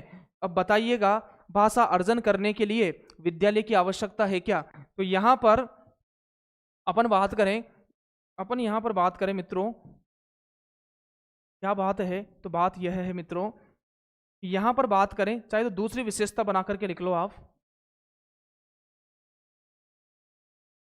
दूसरी विशेषता क्या है? दूसरी विशेषता है कि भाषा अधिगम के लिए विद्यालय की आवश्यकता पड़ती है। बालक को कहाँ जाना पड़ता है? विद्यालय में क्या होता है? भाषा अधिगम होता है। क्या होता है? भाषा अधिगम होता है। हालांकि आप देखिएगा विद्यालय में जब वह बहुभाषिकता वाली क्लास में रहता है, एक कक्षा में अलग अलग व्यक्ति क्षेत्रीय बोली के बच्चे रहते हैं, तो बहुभाषिकता की कक्षा में भी वह कुछ शब्दों का अर्जन तो करता है, लेकिन जो विद्यालय में जो प्रैक्टिस कराई जाती है वह विद्यालय का संबंध सीधा सीधा कहाँ से हो गया? विद्यालय का संबंध मित्रों कहाँ से हो गया? विद्यालय है। यदि बालक विद्यालय में जाकर भाषा सीखेगा तो वह भाषा औपचारिक होगी। कैसी भाषा होगी? औपचारिक होगी। और यदि घर में रहकर जो भाषा सीखेगा बालक, वह भाषा अनौपचारिक होगी। कैसी भाषा होगी? अनौपचारिक होगी। मित्रों, आपको पता है कि बालक की औपचारिक संस्था क्या है? बालक की औपचारिक संस्था विद्यालय है और बालक की अनौपचारिक संस्था परिवार है। बालक की अनौपचारिक संस्था क्या है? परिवार है जी। एक तो यह अंतर है। तो बताइएगा विद्यालय, तो विद्यालय का संबंध किससे है? तो विद्यालय का संबंध अधिगम से, भाषा अधिगम से है। किससे है? भाषा अधिगम से है। और यहां लिख देता हूं मैं पूरा, विद्यालय में भाषा अधिगम होता है। क्या होता है? भाषा अधिगम होता है। और फिर यहां पर बात करें परिवार से, परिवार से बालक भाषा अर्जन करता है। क्या करता है? भाषा अर्जन करता है। परिवार से बालक भाषा क्या करता है? अर्जन करता है। नेक्स्ट अपन यहां पर बात करें, कितने अंतर हो गए सर? 2 अंतर हो गए हैं। तीसरा अंतर आपको लिखना है। इसमें लिखें सर, एक तो भाषा अधिगम है, भाषा अधिगम, और एक भाषा अधिग्रहण, भाषा अधिग्रहण। अधिग्रहण से तात्पर्य क्या है? अधिग्रहण से तात्पर्य है मित्रों क्या? अर्जन। भाषा को अर्जित करता है। और अर्जन का गुण उसमें कैसे होता है? अर्जन का गुण मित्रों में होता है जन्मजात होता है। कैसा होता है? जन्मजात होता है भाषा अर्जन। फिर आप देखिएगा नेक्स्ट यहां पर अपन लिखें, अगली बात करें मित्रों तो क्या बात करें? तीसरा अंतर ध्यान रखना, भाषा अधिगम, भाषा अधिगम औपचारिक होता है। कैसा होता है? भाषा अधिगम औपचारिक होता है। औपचारिक, यहाँ कमियां अशुद्धियों का उपचार किया जाता है। बालक घर से जो भाषा सीख कर आता है वह अशुद्ध होती है, टूटे फूटे शब्दों की होती है, उसमें कुछ क्षेत्रीय बोली के शब्द ज्यादा होते हैं। लेकिन बालक जब विद्यालय में आता है तो भाषा का अधिगम करता है। क्या करता है? भाषा का अधिगम करता है और भाषा को शुद्ध बोलना, शुद्ध लिखना, शुद्ध पढ़ना सीखता है। तो व्याकरण का महत्व ज्यादा कहाँ है सर? भाषा अधिगम में है। तो यहाँ यह भाषा, तो यहाँ पर बालक की कमजोरियों का क्या हो रहा है? उपचार हो रहा है। तो बताइए भाषा अधिगम का संबंध औपचारिकता से है, जबकि भाषा अधिग्रहण कैसा होता है? भाषा अधिग्रहण मित्रों अनौपचारिक होता है। कैसा होता है? अनौपचारिक होता है। अनौपचारिक होता है। इतनी बात आपके समझ में आ गई होगी? हाँ सर आ गई है। फिर अपन बात करें यहां पर भाषा अधिगम नियमबद्ध तरीके से होता है। नंबर 4 की बात करें, भाषा अधिगम, भाषा अधिगम नियमबद्ध तरीके से होता है। नियमबद्ध, भाषा अधिगम नियमबद्ध तरीके से होता है। नियमबद्ध तरीके से होता है। जबकि यहाँ पर ऐसा नहीं है, जबकि यहाँ पर ऐसा बिल्कुल नहीं है। कहाँ पर? यहाँ पर नियमबद्ध तरीके से नहीं होता है, ये ध्यान रखिएगा। नियमबद्ध तरीके से नहीं होता है। लेकिन एक चीज आप ध्यान रखिएगा, नोट डाल करके मैं यहाँ पर लिखवा रहा हूँ, नोट डाल करके मैं यहाँ पर लिखवा रहा हूँ, उस तथ्य को आप विशेष ध्यान रखिएगा। सर कौन सी बात है इतनी इंपॉर्टेंट? प्राथमिक स्तर पर व्याकरण का महत्व ज्यादा नहीं होता है। जैसे रायबर्न ने कहा है, किसने कहा है? रायबर्न ने। एक परिभाषा में लिखवाता हूं आपको, रायबर्न, रायबर्न इतना आप ध्यान रखिएगा। रायबर्न ने क्या कहा है मित्रों? रायबर्न ने कहा है कि व्याकरण की शिक्षा बालक को कक्षा 6 से प्रारंभ करना चाहिए। व्याकरण की शिक्षा कब से प्रारंभ करना चाहिए? कक्षा 6 से प्रारंभ करना चाहिए।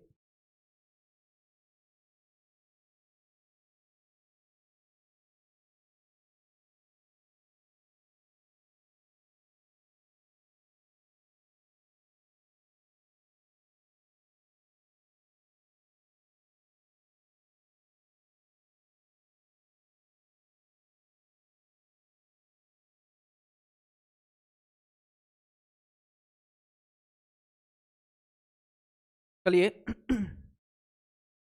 रायबर्न ने क्या कहा है?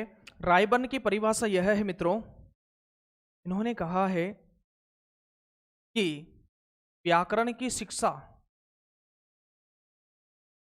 व्याकरण की शिक्षा, व्याकरण की शिक्षा कक्षा 6 से, व्याकरण की शिक्षा कक्षा 6 से प्रारंभ करनी चाहिए। कक्षा 6 से प्रारंभ करनी चाहिए। तो आप ध्यान रखिएगा कि भाषा में व्याकरण का ज्यादा महत्व, भाषा में व्याकरण का ज्यादा महत्व उच्च प्राथमिक स्तर पर है, प्राथमिक स्तर पर नहीं है। प्राथमिक स्तर पर तो चारों कौशलों का विकास करना ही प्रमुख उद्देश्य है। सुनना, बोलना, पढ़ना, लिखना, चारों कौशलों को कब तक सीख लेना चाहिए? कक्षा 5 तक। कब तक सीख लेना चाहिए? कक्षा 5 तक सीख लेना चाहिए। रायबर्न ने कहा है कि व्याकरण की शिक्षा कक्षा 6 से प्रारंभ करना चाहिए। कब से प्रारंभ करना चाहिए? तो आप ध्यान रखिएगा, क्या प्राथमिक स्तर पर व्याकरण का महत्व होगा? क्या प्राथमिक स्तर पर व्याकरण का महत्व होगा? प्राथमिक स्तर पर व्याकरण का महत्व नहीं है, उच्च स्तर पर व्याकरण का ज्यादा महत्व है। व्याकरण शिक्षण पढ़ेंगे, मैं पढ़ाऊंगा आगमन, निगमन, सूत्र विधि, सब विधियों का अपन पढ़ेंगे। आगमन विधि उच्च स्तर पर उपयोगी है, और सिलेबस पूरा करना हो तो निगमन विधि बहुत उपयोगी है। लेकिन आपको पता है कि रायबर्न ने कहा है कि व्याकरण की शिक्षा कक्षा 6 से प्रारंभ करनी चाहिए। कब से प्रारंभ करनी चाहिए? कक्षा 6 से प्रारंभ करनी चाहिए। 4 अंतर हो गए हैं, भाषा सीखना और अधिग्रहण की बात कर रहे हैं। फिर यहां पर लिखिएगा, यहां से तात्पर्य कहां पर है? भाषा अधिगम है। यहां संप्रेषण कुशलता पर, यहां संप्रेषण कुशलता पर अधिक जोर दिया जाता है। यहां संप्रेषण कुशलता पर अधिक बल दिया जाता है। यहां संप्रेषण कुशलता पर अधिक बल दिया जाता है। अधिक बल दिया जाता है कहां पर? यहां से तात्पर्य भाषा अधिगम में। संप्रेषण यानी जब भी अध्यापक क्या करेगा, जब भी अध्यापक मित्रों क्या करेगा? सर अध्यापक जब भी कुछ भी पढ़ेगा, तो अध्यापक जब भी कक्षा में पाठ्य पुस्तक पढ़ेगा तो वह क्या करेगा? आदर्श वाचन करेगा। सर क्या करेगा? सर आदर्श वाचन करेगा। ठीक है, जब भी आदर्श वाचन करेगा तो संप्रेषण स्किल आना चाहिए, क्योंकि यहां पर प्राथमिक स्तर पर क्या उद्देश्य है? तो भाषाई कौशलों का विकास। ध्यान रखिएगा क्या लिखा रहा हूं मैं, भाषाई कौशलों का विकास प्राथमिक स्तर पर पूर्ण हो जाना चाहिए। भाषाई कौशल, भाषाई कौशलों का विकास, भाषाई कौशलों का विकास विकास कक्षा 5 तक पूर्ण हो जाना चाहिए। कक्षा 5 तक पूर्ण हो जाना चाहिए, हो जाना चाहिए। तो देखिएगा मित्रों, ये क्यों लिखा है मैंने यहाँ पर? इसलिए लिखा है कि कक्षा 5 तक व्याकरण का ज्यादा महत्व नहीं है, भाषाई कौशलों का विकास है। सर भाषाई कौशल क्या क्या है? सर भाषाई कौशल क्या क्या है? तो भाषाई कौशल है मेरे मित्रों, सुनना है। क्या है? सुनना है। फिर बात करें, बोलना है। सुनना, बोलना। बालक सुना बोला तो होता ही है, लेकिन विद्यालय में आकर के पढ़ा लिखा भी हो जाता है। बालक सुना बोला तो कहाँ से होता है? घर से होता है सर। तो सुनना, बोलना, पढ़ना और लिखना, सुनना, बोलना, पढ़ना और लिखना। तो यहाँ पर देखिएगा, अध्यापक जब भी क्या करेगा? सर आदर्श वाचन करेगा तो संप्रेषण कुशल होना चाहिए, क्योंकि आदर्श वाचन में संप्रेषण कुशलता पर जोर दिया जाता है। और जब उसका आदर्श वाचन बेहतरीन होगा तो आप क्या करोगे? छात्र क्या करेगा? सर हम अनुकरण करेंगे, सर हम अनुकरण वाचन करेंगे, तो यदि वह अशुद्ध उच्चारण करेगा तो बालक भी अशुद्ध ही सीख लेगा, तो आगे जाकर के बहुत समस्या हो जाएगी। तो यह व्याकरण की चुनौतियां यहाँ पर ध्यान रखना है। तो यहाँ संप्रेषण कुशलता पर अधिक बल होता है। कहाँ पर संप्रेषण कुशलता पर अधिक बल होता है? सर भाषा अधिगम में। किसमें? भाषा अधिगम में। भाषा अधिगम में संप्रेषण कुशलता पर अधिक बल होता है। तो भाषा अर्जन में ऐसा नहीं है। भाषा अर्जन में ऐसा नहीं होता। यहाँ संप्रेषण कुशलता उतनी महत्वपूर्ण नहीं है। यहाँ तो पहली प्रधानता है बालक क्या है कि बालक सुनना बोलना हो। दो कौशल बालक घर से सीख करके आता है, सुनना बोलना, और पढ़ा लिखा विद्यालय में आकर के हो जाता है। तो बताइएगा जो भाषा के अनौपचारिक कौशल कौन कौन से हैं? तो सुनना बोलना हो जाएगा, और भाषा के औपचारिक कौशल कौन कौन से हैं? पढ़ना लिखना हो जाएगा। तो यहाँ ऐसा नहीं है, यहाँ ऐसा नहीं है। कैसा नहीं है? जो इधर मैंने लिखा है यहाँ पर वह ऐसा नहीं है।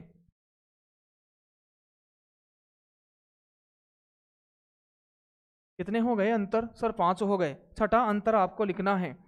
छठा अंतर आपको लिखना है मित्रों, नंबर 6। यहाँ भाषा की क्रियाशीलता पर, यहाँ भाषा की क्रियाशीलता पर अधिक बल रहता है। यहाँ भाषा की क्रियाशीलता पर अधिक बल रहता है। यहाँ भाषा की क्रियाशीलता पर अधिक बल रहता है। यहाँ तो अध्यापक क्या करेगा? आदर्श वाचन करेगा, और इधर क्या करेगा? बालक अनुकरण करेगा। लेकिन उससे पहले तो विद्यालय में जाने से पहले बच्चा परिवार से भाषा को सीखता है। कहाँ से सीखता है? सर परिवार से सीखता है। तो इसमें देखिएगा यहाँ भाषा की क्रियाशीलता पर अधिक बल रहता है, और इधर बालक क्या करता है? भाषा अर्जन में यहाँ भाषा की अनुक्रिया पर अधिक बल रहता है। तो यहाँ भाषा की अनुक्रिया पर, भाषा की अनुक्रिया पर, भाषा की अनुक्रिया पर अधिक क्या रहता है? भाषा की अनुक्रिया पर अधिक बल रहता है, अधिक बल रहता है। इतने अंतर आपको समझ में आ गए हैं क्या? एक बार थम्स अप कर दीजिएगा, एक बार लाइक कर दीजिएगा वीडियो को, यदि नए मित्र भी जुड़े हैं। समझ में आ गई है क्या? फिर अगला अंतर लिखिएगा। अगला अंतर क्या लिखोगे? अगला अंतर आपको लिखना है मित्रों, इसमें अनुवाद का सहारा लिया जाता है। इसमें किसका सहारा लिया जाता है? तो भाषा अर्जन में, भाषा अर्जन में इसमें किसका सहारा लिया जाता है?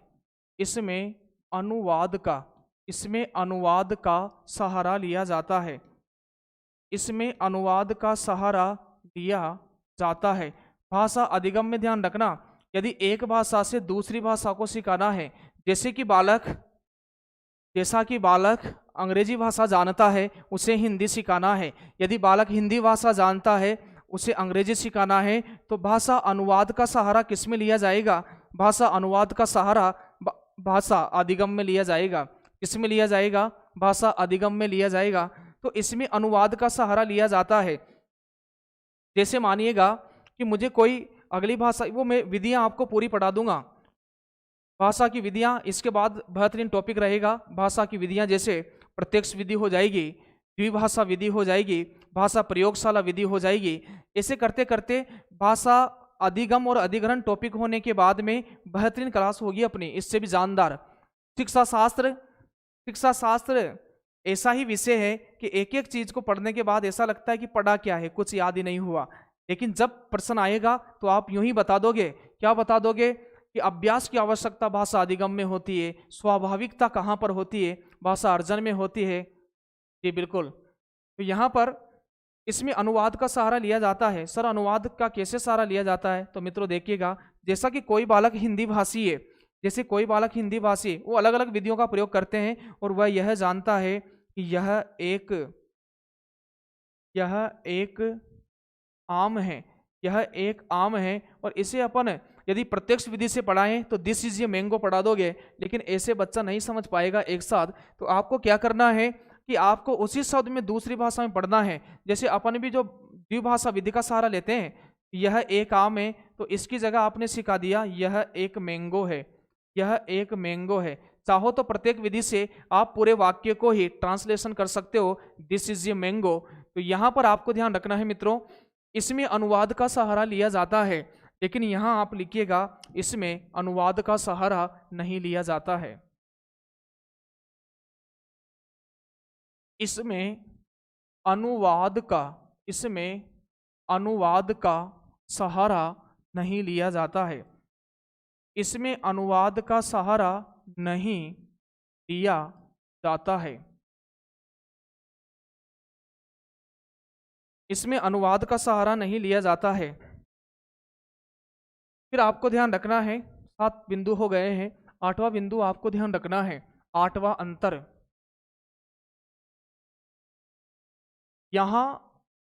यहां समृद्ध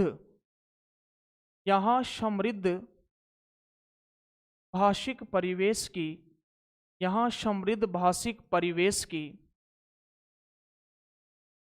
यहां समृद्ध भाषिक परिवेश की आवश्यकता नहीं होती है। यहाँ समृद्ध भाषिक परिवेश की आवश्यकता नहीं होती है, क्योंकि यहाँ तो बालक को नियमबद्ध तरीके से ज्ञान दिया जाएगा, इसलिए यहाँ तो एक समृद्ध भाषिक परिवेश की आवश्यकता नहीं होती है। किसके मुकाबले? सर भाषा अर्जन के मुकाबले। भाषा अर्जन में अत्यधिक भाषा परिवेश की आवश्यकता होती है, जबकि यहाँ घर में बालक को भाषा सिखाएंगे, तो यहाँ समृद्ध भाषिक परिवेश की आवश्यकता होती है। यहाँ समृद्ध भाषिक परिवेश की, यहाँ समृद्ध भाषिक परिवेश की आवश्यकता होती है। समृद्ध भाषिक परिवेश की आवश्यकता होती है। समृद्ध भाषिक परिवेश की आवश्यकता कहाँ पर है? सर भाषा अर्जन में आवश्यकता होती है। अंतर ध्यान रखना, इसमें व्याकरण का रोल ज्यादा है, यहां व्याकरण का रोल ज्यादा नहीं है।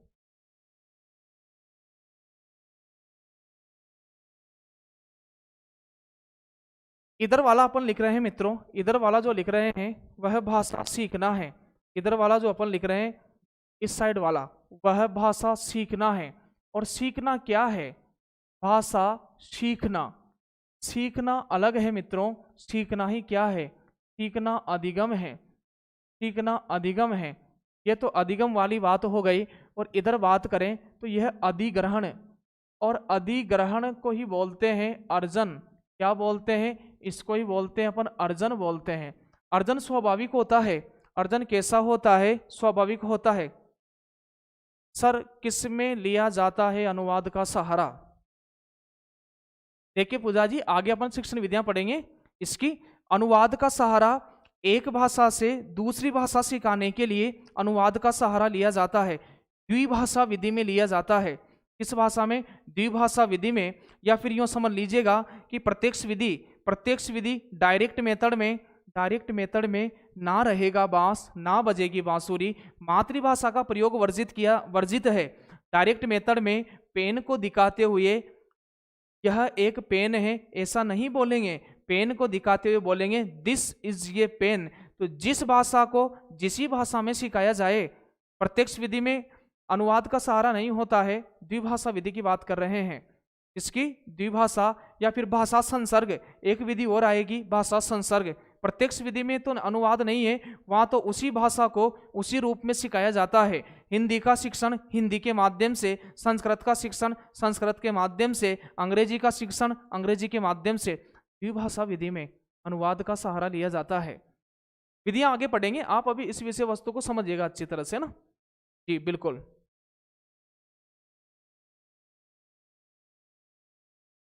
तो बताइएगा सामाजिक परिवेश से संबंध किसका हो गया? सामाजिक परिवेश से, यानी चलो यहां पर संख्या 8, 6, 7, 8 नवी विशेषता की बात करें। कौन सी विशेषता? नवी विशेषता। तो भाषा अधिगम का संबंध, भाषा अधिगम का संबंध समाज सांस्कृतिक कम होता है। भाषा अधिगम, अधिगम यानी क्या है? सीखना। तो भाषा सीखने का संबंध, भाषा अधिगम का संबंध, संबंध, संबंध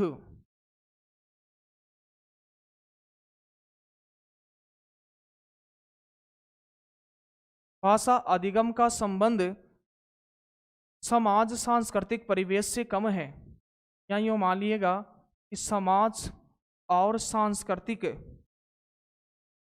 समाज व सांस्कृतिक परिवेश से, समाज सांस्कृतिक परिवेश से कैसा है? बिल्कुल निम्न है, बिल्कुल निम्न है। क्योंकि समाज सांस्कृतिक परिवेश कहाँ पर आएगा?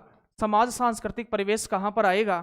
यह तो कहाँ आएगा? भाषा अर्जन में आएगा, भाषा अधिग्रहण में आएगा। तो भाषा अधिगम का संबंध समाज सांस्कृतिक परिवेश से कम होता है, कम होता है। और जबकि भाषा अधिग्रहण की बात करें तो यह समाज, नवा अंतर यहां पर लिखता हूं, यह समाज, यह समाज सांस्कृतिक, यह समाज सांस्कृतिक सापेक्ष प्रक्रिया है।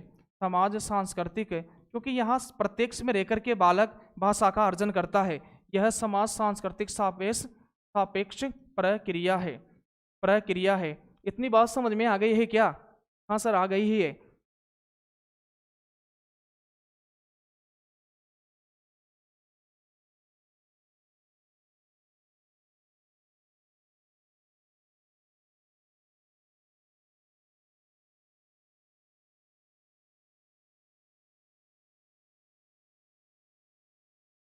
इतनी बात समझ में आ गई है तो कुछ में महत्वपूर्ण बिंदु आप लिख लेते हैं। अंतर पूरा हो गया है। यह टॉपिक समापन की ओर जा चुका है, यह टॉपिक समापन की ओर जा चुका है। तो फिर बात करें, यदि आपसे पूछ ले, क्या पूछ ले सर, कि भाषा सीखने, भाषा सीखने सिखाने में, भाषा सीखने सिखाने में महत्वपूर्ण भूमिका किनकी है? भाषा सीखने सिखाने में महत्वपूर्ण भूमिका, भाषा सीखने सिखाने में महत्वपूर्ण भूमिका क्या है? तो महत्वपूर्ण भूमिका किस किस की है मित्रों? तो भाषिक परिवेश की व सामाजिक अंतःक्रिया की है। किसकी है? भाषिक परिवेश की और सामाजिक अंतःक्रिया की।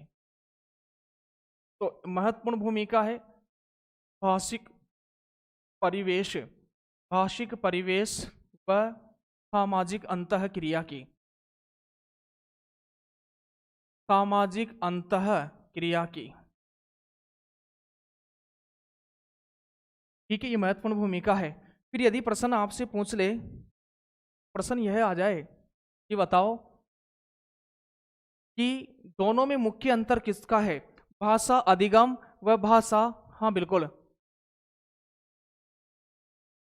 भाषा अधिगम व भाषा अधिग्रहण में। यहाँ पर भाषा, इधर अपन ने पढ़ा था भाषा सीखना, इधर भाषा अधिग्रहण, भाषा ग्रहणशीलता। तो भाषा सीखने में और भाषा ग्रहणशीलता में मुख्य अंतर आपसे पूछे तो मुख्य अंतर एक तो आप बताओगे सर व्याकरण का है। सर किसका है? सर व्याकरण का है। भाषा सीखने में और भाषा ग्रहणशीलता में मुख्य अंतर किसका है? मुख्य अंतर मित्रों व्याकरण का है। किसका है? व्याकरण का है। तो यह चीजें आपको समझ में आ गई होगी। हाँ सर, आ गई है। नेक्स्ट अपन बात करें यहाँ पर, तो आज अपना जो विषय था वह विषय अपन ने भाषा सीखना व ग्रहणशीलता, जो पूरा जो मुख्य चीजें हैं। एक टॉपिक आता है बहुभाषिकता। एक टॉपिक में यहाँ पर लिख रहा हूँ मित्रों, बहुभाषिकता से तात्पर्य। यह शब्द भी, शब्दों को भी आप ध्यान रख लोगे ना, जब भी आपको समझ में आ जाएगा। बहुभाषिकता।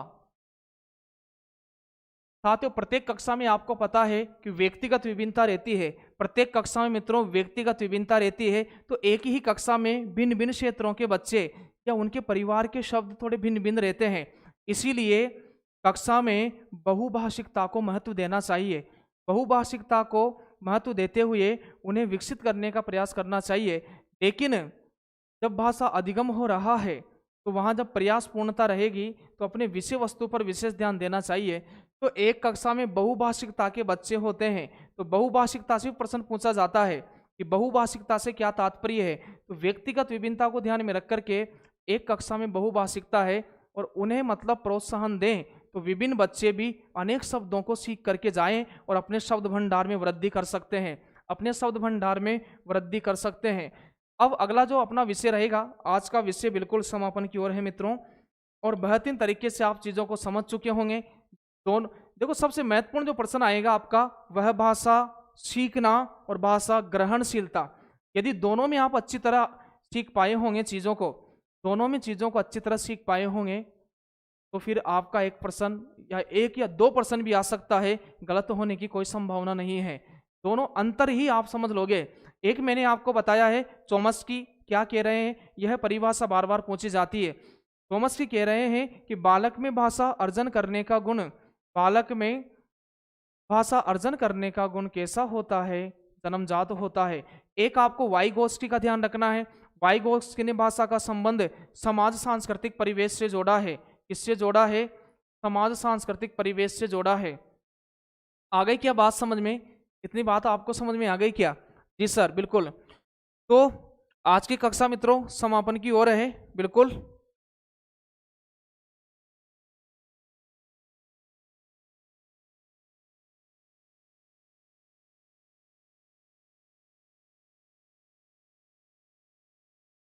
तो समापन करें आज की कक्षा का।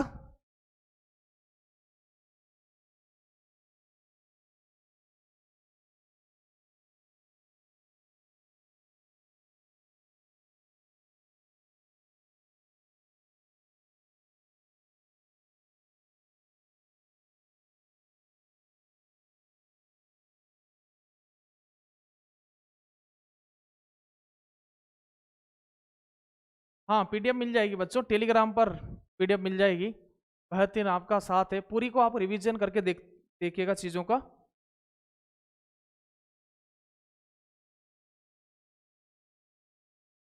जी जी, मिल जाएगी। काव्या क्लासेस गुना के टेलीग्राम चैनल पर मिलेगी।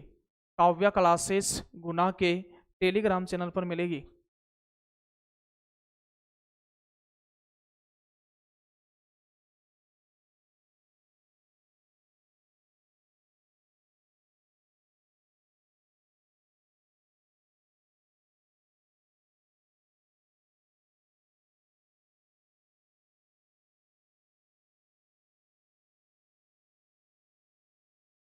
जी,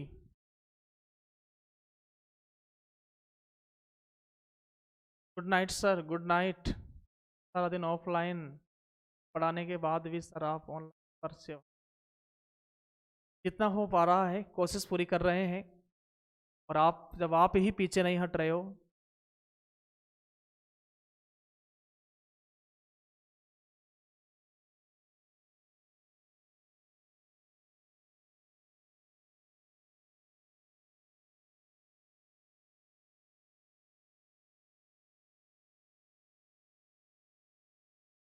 जी जिन जी, गुड नाइट सर जी। कैसी लगी क्लास? क्लास कैसी रही आज की? कमेंट लिख दीजिएगा आज की क्लास के बारे में। क्लास खत्म होने के बाद भी कमेंट लिख दीजिएगा। चलिए, अब आज मैं विदा लेता हूँ आपसे। नमस्कार साथियों, गुड नाइट, शुभ रात्रि, मिलते हैं कल।